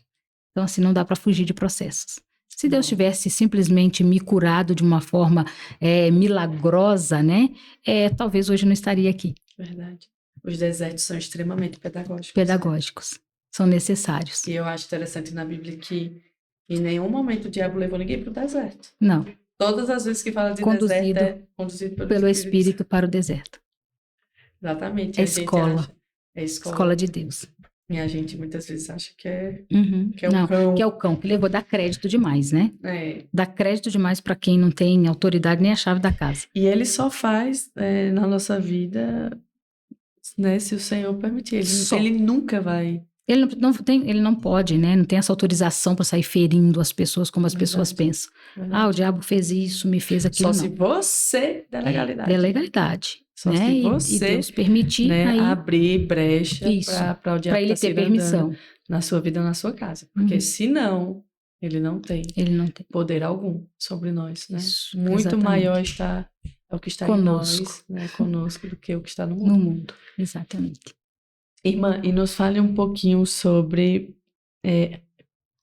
Ilka já falou aqui de outras vezes, vou deixar o link aí de Ilka também na descrição, sobre temperamentos, mas me fala sobre essa leitura corporal. Você olha para o povo, você vê o quê? Você vê o queixo, vê o ombro, você já está dizendo ali o que o povo é. Fala um pouquinho sobre essa inteligência, né, que existe, que é a analista comportamental. Isso, a análise, né? Corporal também. Isso, o corpo fala, né? O corpo fala. Aquilo que às vezes a boca não conseguiu expressar, né? Aquilo que nós não expressamos, o nosso corpo, a nossa mente, né? A nossa mente acabou modelando o nosso corpo, dando uma forma, e essa forma que o corpo traz conta a sua história, né? O formato do corpo conta a história daquilo que foi passado, né? Então tem os 5 traços, né? Temos os 5 traços do caráter, né? Que é o traço do esquizoide, né? Os nomezinhos esquisitos aí. Já vamos o primeiro, o esquizoide, tem o segundo traço a ser formado, o traço do oral, né? O terceiro traço é o traço do psicopata, o quarto traço do masoquista e o quinto do rígido. Lembrando que isso não é uma patologia, tá? Isso não é isso não está associado com a patologia esquizoide, com a patologia do masoquista, não, tem nada a ver com patologia clínica, tá? Isso é apenas a forma que a mente modelou esse corpo, é como esse corpo conta a história de como essa mente funciona, só isso, não tem nada a ver com um diagnóstico aí. Quando fala psicopata, não estou diagnosticando ninguém, que a pessoa é um psicótico. Não é a patologia, né, ser um psicótico. São traços que também não quer dizer isso, né, são traços de o nome que eles o nome que deram para foi construído o cérebro dessa pessoa e o corpo acompanhou esse desenvolvimento, né? Que é a mielinização do sistema nervoso central, né? Que essa mielinização começa dentro do ventre, né? Ali no período gestacional, quando, né, a mãe, algum desconforto que a mãe passa nesse período ali da gestação, acaba se moldando o traço, né, do caráter esquizoide, ele começa ali. Se a mãe passa por algum tipo de sofrimento, de algum desconforto durante a gestação, né, o que acontece? Esse útero, né, acaba, quando a mãe não está bem, quando a mãe não está legal, esse útero acaba se contraindo, tá? Então aquele útero que era confortável agora fica um lugar apertado, mais rígido, né? E o bebê ali, que é a única parte dele que está mais desenvolvida é a parte da cabeça, tá? O corpinho ainda está em desenvolvimento, não tem muita força. Quando esse útero começa a ficar desconfortável, né, esse bebê começa a sentir, a ter uma interpretação, uma percepção que é por causa dele, tá? Que a culpa é dele. Porque a única a única coisa que ele entende ali é sobre a sua própria existência, né? Ele não tem ideia da existência do mundo externo, então só a percepção dele mesmo. Então, quando começa a apertar, a sensação é que a existência dele, que está causando esse sofrimento. Então, a pessoa que desenvolve mais esse traço são pessoas que vão se tornar extremamente mentais, tá? Vai ter toda a energia, pelo corpo não está formado, o bracinho não dá para lutar contra aquela pressão do útero, as perninhas também não têm força. A única força que ele tem é na cabeça. Então, ele concentra toda a energia na parte da cabeça. Então, são pessoas que ficam extremamente criativas, né? Vamos dizer que a habilidade do esquizoide ali é a criatividade, esse poder de criação, né? Mas também carrega também a dorzinha da rejeição. Porque, né? Sentir a dor da existência, né? Os esquizoides costumam muito, né? Falar muito sobre... quando eles questionam, né? Fala das dores dele na terapia... normalmente eles associam muito a sensação de não ser amado, né? Tem a sensação que eles não são vistos, né? Então carrega, assim, aquele sentimento de distância, tá? Não cria conexão com muita facilidade, né? Eles não conseguem comunicar a sua parte emocional de uma forma com mais facilidade, né? Ele tem uma dificuldade ali de comunicar as emoções, mas são extremamente inteligentes e criativos. Então, o segundo traço é o traço do oral, né? Que vai se... E o ali, ó. E o que já está estremecendo ali.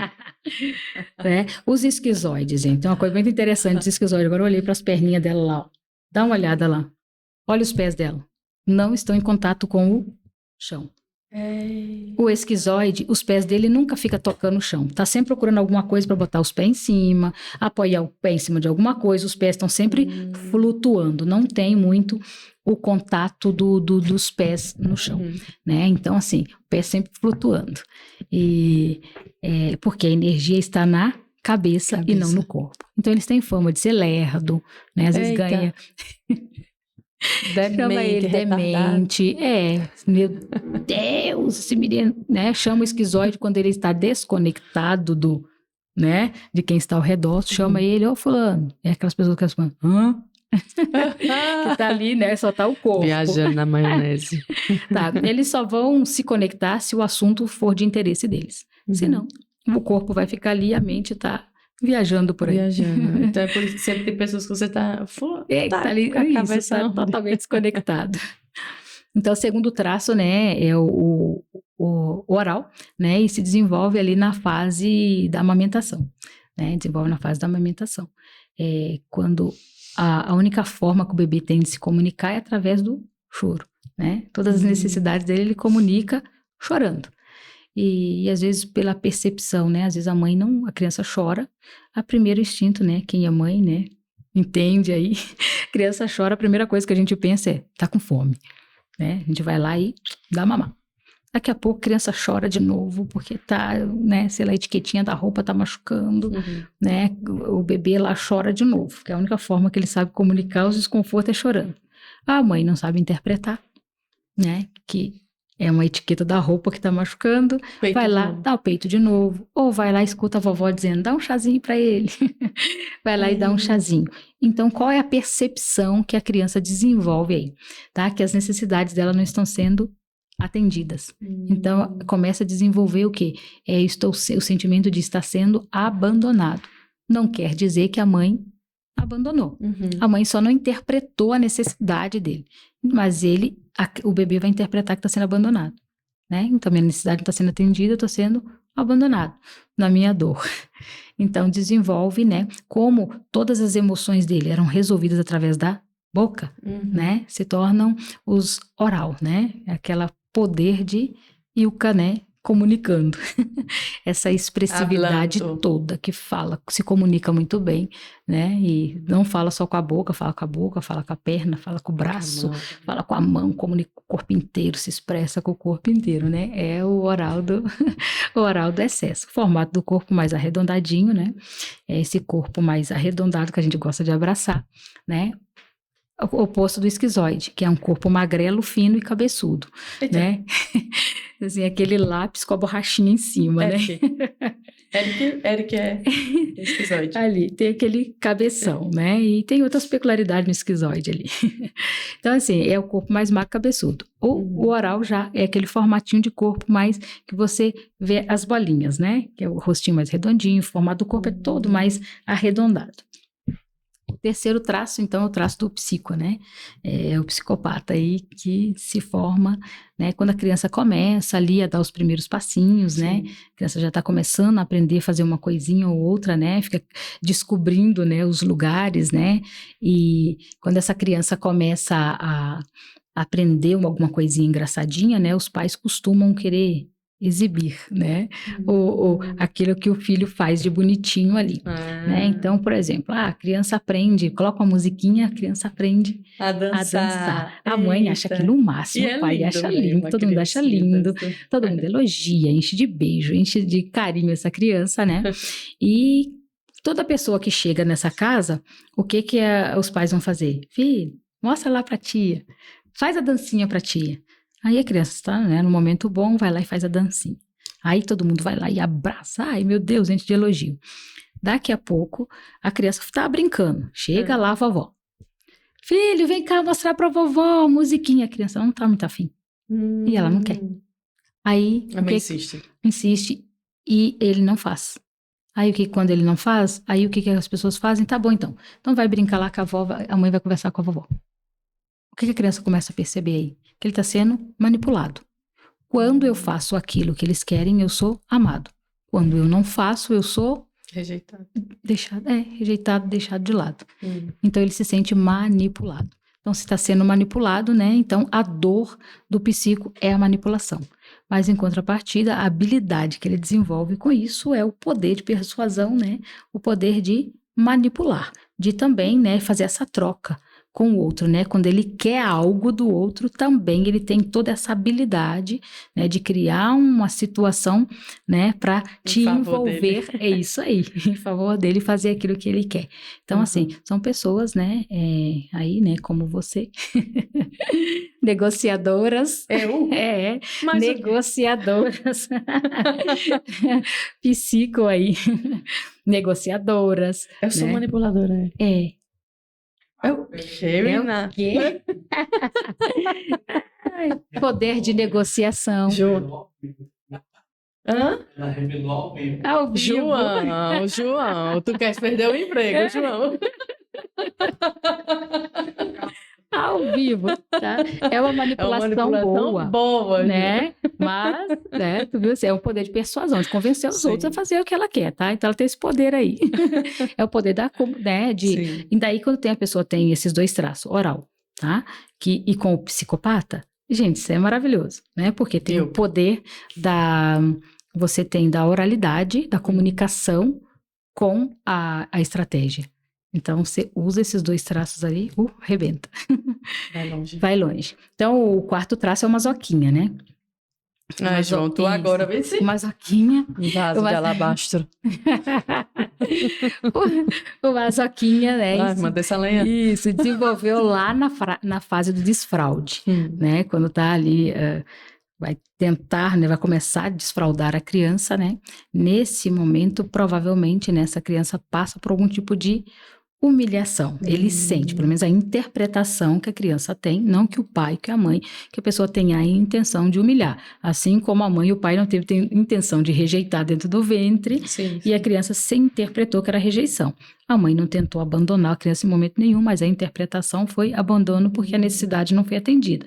A mãe não tinha intenção de manipular, mas a criança interpretou que estava sendo manipulada. Da mesma forma, a mãe ali desfraudando, né, o bebê, o que acontece? Às vezes, né, o controle, né, do xixi, do cocô não está pronto ainda, a criança acaba, né, coloca a cuequinha, coloca a calcinha na criança, bota a roupinha sem a fralda e vai dizer, quando você tiver vontade de usar o banheiro, chama a mamãe. Mas o controle dessa criança ainda não está formado, a mielinização dele ainda não chegou no quadril, ainda não terminou de recapar. Então, o que acontece? Essa criança não consegue controlar. Ela só sabe que fez xixi quando já fez. Ela só percebe isso quando já está escorrendo. Está descendo pela perna ou ela já fez o cocô, então ela percebe, então ela já vai ficar ali, né, apreensiva, porque lembra, a mamãe disse que era para Para avisar antes, mas eu não avisei. Então, o que acontece? Às vezes essa criança, a mãe vem e chama atenção na frente, por exemplo, de outros adultos, de outras crianças que estão ali, na frente de alguém. Essa criança começa a sentir que está sendo exposta e humilhada, se sente humilhada. Então, o quê? A criança começa a retrair, né? Então, assim, o formato do corpo já começa a se modelar para suportar impactos. São pessoas que têm uma resistência enorme para o sofrimento.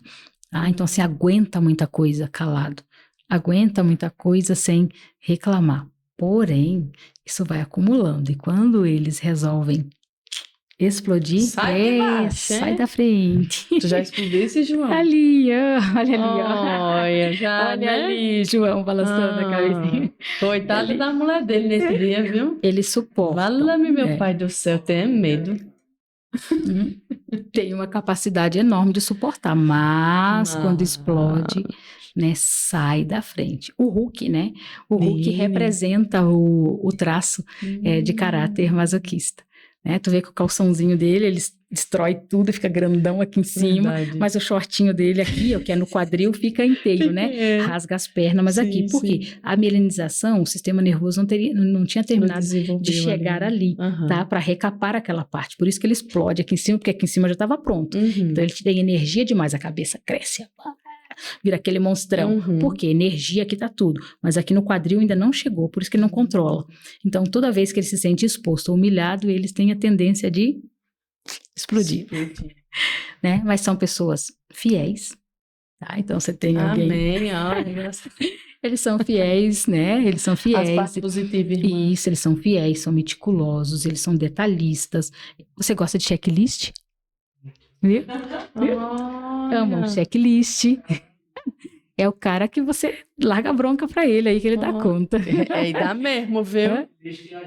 Isso aí, ó, pronto. Eu vi muito isso nele lá no último evento de mulheres, né? Porque o que João deu conta naquele evento não tá escrito no gibi. Eles suportam. Eu tinha perdido a cabeça 300 vezes ali, tu visse, né? Que eu tinha perdido a cabeça 300 vezes. Eu saí, eu disse, não, vou me embora. Chega, pra casa me arrumar, daqui a pouco eu volto e tomara que essas coisas estejam resolvidas. Não dá pra mim. Isso, dá conta, eles dão conta. Dá conta com força mesmo. E eu digo, todo mundo precisa de uma masoquinha na vida. Rígido, psico, né? Os esquizoides precisam, gente. Eles trazem a gente pra terra. Traz a gente pra realidade. Né? Percebe tudo que vai dar de errado antes de acontecer. Né? Por exemplo, você é um psico com rígido. Então, você provavelmente faz ideias, isso aqui, vou fazer isso aqui, que vai dar isso aqui, que vamos fazer assim. A ideia bomba, tá? Tem um monte de ideias. Só que não analisa, às vezes, né? Vai analisar o que vai dar de errado depois. Primeiro se emocionou, primeiro você se empolgou, sonhou. Ficou lá em cima de adrenalina. Aquela adrenalina boa. Mas aí, depois, aí vem uma masoquinha só parada, só curtindo. Ela não pensou nisso, ela não pensou naquilo, tá achando que vai fazer isso, não parou para planejar isso, aquilo. O masoquinha vê tudo isso. Então, todo mundo precisa ter um masoquinho na vida. É teu ponto de equilíbrio. Tá vendo, João? Que benção. E o último traço a se formar é o traço do rígido. Né? Isso aí. Agora, como você descobriu que eu era rígido? O que foi que você olhou em mim, que você disse que você prefere rígido? Rígido, o teu corpo. Formato do teu corpo, a forma que você gesticula, a forma que você fala. O rígido passa uma sensualidade sem precisar ser sensual. Ele passa ele acaba, digamos assim, ele usa muito parecido com o traço do psicopata ali. Misericórdia, Porque, assim, mano, gosto desse nome, cadê o trauma? O psico, vou falar só o psico. É o psico. Ajuda, vamos poupar aí, então. Tô brincando, esse tracinho do psico aí. Então, por quê? A dor, tá, do rígido é ser trocado. Trocado ou substituído. Ele tem pavor de traição, né? Não quer ser traído e nem quer ser substituído ou trocado. Por ninguém ou por nada, né? Então, assim, porque as vozes na cabeça dele dizem que ele é o melhor. Então, se ele é o melhor... e trabalha para ser o melhor, como ele vai ser trocado? Como pode? So sorry. Então, assim, né? Ele tem ali a autoestima lá em cima. Então, assim, ele não suporta passar por essa dor. Então, se ele não suporta, o que ele faz? O corpo modela tá? O corpo modela. Quando ele vai pedir alguma coisa para a pessoa que, tipo assim, ele avalia, vai ser um pedido bem difícil, tá? Uma missão meio impossível ali, tá? Mas eu preciso que a pessoa faça isso. Então ele vai usar uma sedução, um poder de sedução, vai mudar a entonação de voz, a maneira de falar, e vai lá e vai tirar do outro exatamente aquilo que ele quer, né? Vai convence o outro assim, né? Com aquele tipo... Sorrindo. Exatamente, com uma elegância lá em cima, e vai convencer o outro a fazer, mesmo o outro não querendo fazer. Então esse é um poder, assim, que o rígido tem. Praticidade, muito prático, muito proativo, tá ali a 1000 pelo Brasil. Vamos fazer essa nação crescer. Tá, é isso aí. Então, assim, tem muita energia, né? Então, tem energia no corpo todo. Por quê? Despertou isso nele lá no período ali do início da sexualidade. Finalizando ali o recapamento do sistema nervoso, opa, eis que ele se descobriu ali, né? Olhou para o mundo e o papai e mamãe anda de dupla, o titio tem a titia. Então, assim, ele percebe o mundo, papai, mamãe, eu. Tá? Os dois são par, mas quem é meu par? Todo mundo tem par, cadê meu par?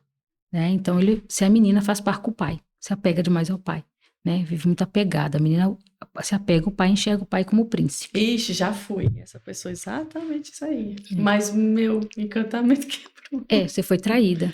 Fui que veio aqueles outros probleminhas lá. Aqueles outros probleminhas para lá, para outra vez. A gente retrata eles aí. É verdade. É verdade. E isso leva, né, quem está se identificando aí como rígido, né, leva você para um lugar de introspecção. Porque por mais que eu pareça ser muito dada, eu não sou. Não é. São tímidos. Não sou. Parece que ninguém acredita. Eu canso de dizer às pessoas que eu sou tímida. Irmã, ninguém acredita nisso. Eu acho um saco quando eu chamo a atenção. Eu acho um saco quando eu chego no ambiente, olha todo mundo para mim, eu disse... E parece que todo mundo acha que a gente quer aparecer. Que quer aparecer. Porque a gente aparece eu apareço pela... Exatamente. Isso. Meu Deus, uma pessoa aqui falando a verdade. Porque é muito natural eu acabar aparecendo. Mas não é que eu queira. Não, às vezes a gente quer ficar invisível, porém, todo mundo percebe. Essa sensualidade que passa sem querer passar, tá? Então, assim, nunca passa despercebido um rígido. Não passa. Não passa. Chegou no ambiente, vai chamar a atenção. E se você tiver mais caladinho, o que foi? Ele chama a atenção em qualquer ambiente que chega. Então, assim, só carrega essa dor, né? Mas, por outro lado, então, assim, se torna muito ativo, é muito ágil, muito prático, porque ele não quer perder para ninguém. Ninguém pode ser melhor que ele no ambiente de trabalho, para não ser traído ou trocado. Então, por causa da dor, ele acaba funcionando dessa forma, para não ser traído, para não ser trocado. E assim, e aí o que acontece? A gente sempre diz, né, que o rígido tem sempre uma cartinha na manga. Tá? Mas o quê? Que conversa é essa, Ele tem a cartinha na manga. Tá bom, irmão, vamos falar. Ali o rígido tem carta na manga, tá? Ele tem sempre um plano B. Ele tem sempre um planinho B. Se não der certo aqui, já sei exatamente como fazer. É engraçado, né? Espera aí que o planinho já tá aqui arquitetado aqui. Ele que espera para ver. Então, assim, o rígido Ai, que onda! É impressionante, né? As personalidades. E isso é muito importante para a gente se conhecer. Se conhecer. Conhecimento é libertador. Meu Deus, isso. Conhecimento é poder. Então, à medida que você conhece seu temperamento, você conhece seu comportamento, meu Deus, como isso ajuda. Porque hoje, sabendo que eu sou sanguínea, tudo isso, eu comecei a desenvolver, a potencializar o que eu sou. Potencializar quem você é. E melhorar minhas deficiências. E não sofrer, né, pelo aquilo que você não consegue. Peraí, eu não preciso ser boa em tudo. Isso. Só preciso ser boa naquilo que eu nasci para ser. Exatamente. Pronto. Né, no meu poder de persuadir, de convencer. Então, pronto, ali. É difícil, né? Porque a mente dele diz que ele é bom para tudo. Mas, no momento, porque o rígido também tem muita insegurança. Ninguém acredita. Sim. Mas ele é extremamente seguro. Por isso que ele quer fazer tudo muito bem feito, né? Tem esse toquezinho de perfeccionismo, né? Ele é perfeccionista porque ele não quer ser traído, não quer ser trocado. Então, para não correr esse risco, eu me modelo para ser bom em tudo que eu pego para fazer só melhor. Mas esse futuro, viu, meu irmão? Porque você é traído, você Então, assim, não adianta carregar esse peso Não. de que isso não vai acontecer, porque... A pessoa precisa se conhecer, entender, exatamente, para aliviar a acontece, carga. exatamente, Né? acontece, Pra e aliviar a não carga. tem nada a ver com você, Não. e eu dou glória a Deus de eu não ser a pessoa que fez isso. Né, ou que faria isso, porque é melhor sofrer o dano do que ser quem lesa, né? Eu tenho esse pensamento, prefiro sofrer o dano do que lesar. Eu não quero plantar isso. Né? Enfim, então... Mas é muito importante, de fato, a gente se conhecer, né? Tanto questão de comportamento como temperamento, porque isso é libertador. É libertador. É libertador. Autoconhecimento, como a gente estava falando, Isso. né? Isso leva você para um lugar onde você vai potencializar ali o que tu é muito bom e você vai melhorar as tuas deficiências, que todo temperamento tem deficiência. Todo traço tem. Mas eu digo, né? Em cada dor gerada, também tinha uma provisão escondida, né? Gerou a dor da rejeição estava sendo gerada. Também a habilidade estava sendo desenvolvida. A criatividade estava ali. Deus é perfeito em tudo que faz. Sentiu abandonado, porque as necessidades não foram atendidas. A oralidade está ali para comunicar. Nunca mais vai passar necessidade por falta de comunicar. A partir de então, aprende a comunicar tudo com muita clareza, para não ser mais abandonada, não ter as suas necessidades negligenciadas. Então, toda dor, né, gerada, eu sempre, né, às vezes faço uma ministração que tem as dores inevitáveis, mas o sofrimento é opcional, né? As dores são inevitáveis. Todos nós passamos por essas 5 dores. Todos nós carregamos esses 5 traços. Porém, né, tem 2 ou 3 traços que sobressaem aos outros, né, que te dominam. Mas todos nós passamos pela fase da rejeição, do abandono, da manipulação, da humilhação e do rígido. Todos passaram por essas dores. Então, são dores inevitáveis. Então, por que alguns avançam e os outros não? Escolhas. Eu vou me deixar, eu vou ficar paralisado olhando para minha dor. O que você vai fazer a respeito? Foi uma pergunta que minha amiga me fez quando eu estava depressiva dentro de casa, uma semana sem sair. Isso. Tudo escuro, ela chegou, eu contei tudo, ela disse sim. E o que é que você vai fazer? O que é que você vai fazer a respeito? Então é sobre isso. É isso aí. Né? Quais são as ações que a gente vai tomar? O sofrimento é opcional. Permanecer nesse lugar de dor é escolha. Isso é uma chave, hein? Isso é uma chave. Permanecer no lugar de dor. A dor é inevitável. Mas o sofrimento é opcional. Permanecer nesse lugar de dor, sofrendo, isso é uma escolha. Isso é uma chave para você sair desse lugar, em nome de Jesus, e avançar. A gente tira as lições que tem para tirar do que aconteceu. Aprende, aproveita-se tudo. Né? E avança. Segue. Né? Que bênção, minha irmã. Olha, eu conversaria com você muito mais tempo. Que bate-papo gostoso, maravilhoso, bom demais. Mas eu gostaria, caminhando aqui para o fim, para que você deixasse uma palavra, né? Seja um conselho, uma palavra de algum momento que você viveu e você trouxe lições aí que você discerniu que é importante que nós possamos entender. E, enfim, fique à vontade para deixar aí um recado para todos que nos assistiram até agora. Que as suas dores não incapacitam. Sabe, as nossas dores não podem ser usadas como muleta para permanecer no lugar do sofrimento. As dores, se nós mudarmos a forma de olhar para a dor, a gente se reestrutura. Né? Se eu olho para a dor como vítima, eu vou permanecer nesse lugar. Né? Então, vai procurar ajuda.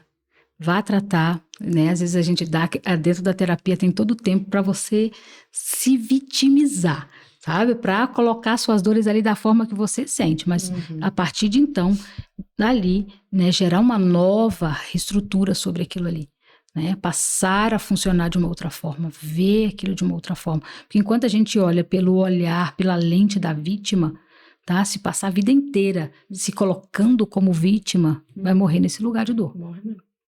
Morre, porque eu não sentia mais que eu tinha expectativa de passar dos 20. Eu sempre pensava na minha adolescência que até eu morreria antes dos 20.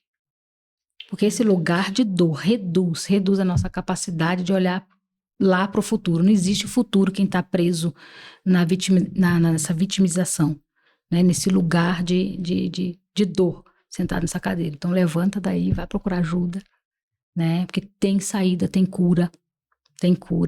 E permanecer nesse lugar de sofrimento é só uma escolha, tá? Tem saída. Deus não fez nada, tá? Tudo que Deus fez é perfeito. E tudo que Deus fez em abundância. Tudo é abundante, né? Então esse lugar de sofrimento que às vezes a gente se coloca e acha que é impossível sair dele, não é. Dá um primeiro passo.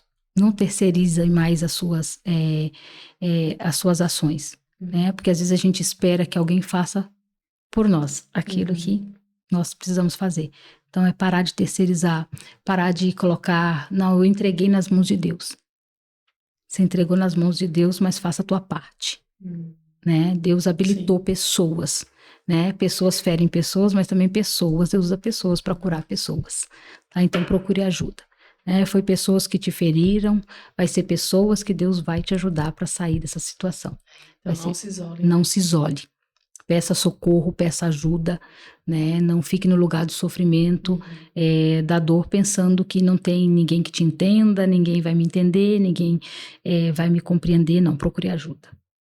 Procure ajuda. Né? Foi a melhor coisa que eu fiz na minha vida. Glória a Deus. Enfrentar, né? Enfrentar meu passado, olhar para ele e corrigir o meu passado para poder hoje desfrutar o presente e tendo convicção que o futuro que tem pela frente ainda é maior do que eu posso imaginar. Né? Quem não tinha expectativa de viver muito, hoje, peraí que eu tenho que cuidar da minha saúde física, que eu tenho que fazer muita coisa, que eu tenho muita coisa para viver. Deus, eu tenho muita coisa para viver. E quero viver alegria, todas as promessas que Deus tem. Glória a Deus. Né? Então, enfrente os processos aí. E é muito verdade isso, né? A mesma pessoa que me perguntou, e aí o que eu faria, foi a mesma pessoa que no processo de dor, eu um dia perguntei para ela, quando é que isso acaba? Ela disse, você que dá um prazo. Isso. Quando eu entendi que eu era responsável, eu disse, coisa, eu vou dar basta hoje. Porque o problema é de quem? Era meu, né? Então, se o problema é nosso, nós temos a resposta. Pronto, receba. Essa foi 0800, viu? Essa foi de graça. Se o problema é seu, quem resolve é você. Então, nem vá pegar BO dos outros. A gente pode aconselhar, mas não vai carregar ninguém nas costas, né? E os seus BO você resolva. Não fique também querendo terceirizar e botar na conta dos outros. Quem olha para fora se envolve. Quem olha para dentro se resolve. Receba. Para de olhar para os problemas dos outros aí. Olhe para você mesmo. Se dê uma oportunidade. Porque muita gente não se responsabiliza, não, né? A culpa é de Deus, Faz Deus, os treinos, se responsabiliza pelas consequências. Isso. Não, meu filho, agora você fez, né? Tem que se responsabilizar. Levanta daí. E sai desse lugar. Sai desse lugar, vai procurar ajuda. Não, Raquel. Raquel, por fim, vou pedir para que você ore, né, pelas pessoas que acompanharam e estão conosco aqui até o final. Sempre que eu trago crente aqui, não sai sem orar. Então vamos orar, agradecer ao Senhor por esse tempo. Vamos orar. Pai, nós te louvamos e glorificamos, Pai, por este lugar que o Senhor nos preparou. Amém. Nessa noite, por essas conexões, por todas as pessoas maravilhosas que eu conheci nessa cidade. Eu te louvo, eu te glorifico. Eu te glorifico por cada pessoa que está acompanhando esse podcast e que ainda vai acompanhar, Senhor. E o meu pedido, Pai, é que o Senhor envie teu Espírito para trazer luz ao entendimento, para que o Senhor clareie o entendimento dessas pessoas e remova eles desse lugar de sofrimento. Que o Senhor venha impulsionar, que o Senhor venha gerar, Senhor, esse encorajamento para esse homem, para essa mulher, para esse jovem, para esse adolescente, para essa criança que está em sofrimento. Pai, eu oro pedindo que o Senhor traga à memória dos teus filhos tudo quanto lhes possa trazer esperança. Tira, Senhor, essa pessoa desse lugar, Pai, de sofrimento, desse lugar, Senhor, de pessimismo, nesse lugar, Pai, dessa dor intensa que só parece que só desce, Deus. Eu te peço, estende as tuas mãos, restaura, traz para a superfície, restaura a sorte, Senhor, desta vida, dessa pessoa que está desesperançosa neste momento. Eu te peço, visita, Senhor, esse homem, essa mulher, essa pessoa que está clamando pelo teu socorro, que está, Senhor, assistindo, Senhor, em busca de uma resposta. Que hoje possa ser noite de resposta, que hoje seja noite, Senhor, de uma saída, que hoje seja noite de se encerrar ciclos de dor e de sofrimento, e que novos ciclos sejam gerados, Senhor, na vida, Senhor, desse que crê, desse que está clamando, pedindo o teu socorro. Pai, traz esperança, traz conforto, traz renovo, Senhor, para a vida de cada um que nos acompanha nessa noite. Traz um novo tempo, um tempo de novidade, um tempo de cura, um tempo de libertação, um tempo de restauração, um tempo em que novos planos e objetivos, Pai, sejam, Pai, aguçados para a glória do teu nome. Amém. Desperta o que dorme, acorda, Senhor, levanta esse que está prostrado e caído, traz esperança, Pai, e traz luz ao inconsciente, Pai, desfazendo toda a fortaleza da mente. Pai, que eles tenham, Senhor, convicção que há um Pai, que não são órfãos, mas que tem um Pai que tem cuidado de cada detalhe e que o Senhor ainda tem coisas grandiosas para realizar. Movimenta, Senhor, desse lugar de paralisação e leva, Senhor, para um lugar onde viverão, Pai, aquilo que o Senhor tem preparado. Amém. Em nome de Jesus, amém. Raquel, muito obrigada por sua participação. Que satisfação ter você aqui na nossa cidade, aqui muito no podcast. Obrigada pelo seu conhecimento, por sua vida, né, pelos testemunhos que o Senhor gerou em você e que você impacte muito, muito, muito mais gente.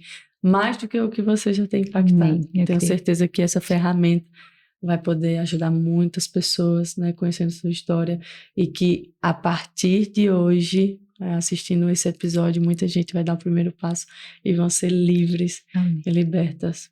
Amém. Viu? Que Deus te abençoe também, continue te usando extraordinariamente aqui para criar conexões, né, para ser canal, né, para divulgação, que tu não imagina, né, que se uma pessoa ouvir isso aqui e girar a chave ali, você vai ser responsável por essa cura. Amém. E Deus possa te usar grandemente aqui e prosperar tudo que vier à tua mão para fazer. Amém. E o que está nas minhas orações é isso, né? Um dia eu fui despertada com conteúdo de internet e foi o que me fez vir para esse lugar. Que despertou. Né? Então, se uma pessoa, eu sei que a gente alcança aí alguns views, mas se uma pessoa for despertada, liberta, muitos meu outros. Deus, eu fico muito feliz porque tá se cumprindo o intuito do nosso coração. Né? Então, amém, glória a Deus, né? Para a honra e glória do Senhor, Ele que nos tirou de um lugar para que hoje nós possamos, né, curar outros e levar essa mensagem que é poderosa. O Evangelho do Senhor é poder de Deus. Eu amo isso. Então, você que ficou conosco aqui até o final, quero agradecer a você que ficou aqui. Então, curte esse vídeo, copia esse link, manda lá no grupo da tua igreja ou para alguém que você acredita que precisa ouvir essa mensagem, que precisa se levantar da cama, né? Compartilha esse vídeo e se Deus falou com você em algum momento aqui desse vídeo, deixa teu comentário também e vai ser uma honra ver o que o Senhor comunicou a você durante esse episódio.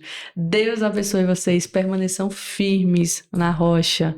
O Senhor é o nosso alvo. É nele que precisamos estar fitos e alimentando todos os dias a nossa vida espiritual, mas vá cuidar também do seu emocional e do seu físico também. A gente precisa procurar o equilíbrio. Em tudo não vamos ser perfeitos, mas estamos buscando excelência. Deus te abençoe e até lá vista.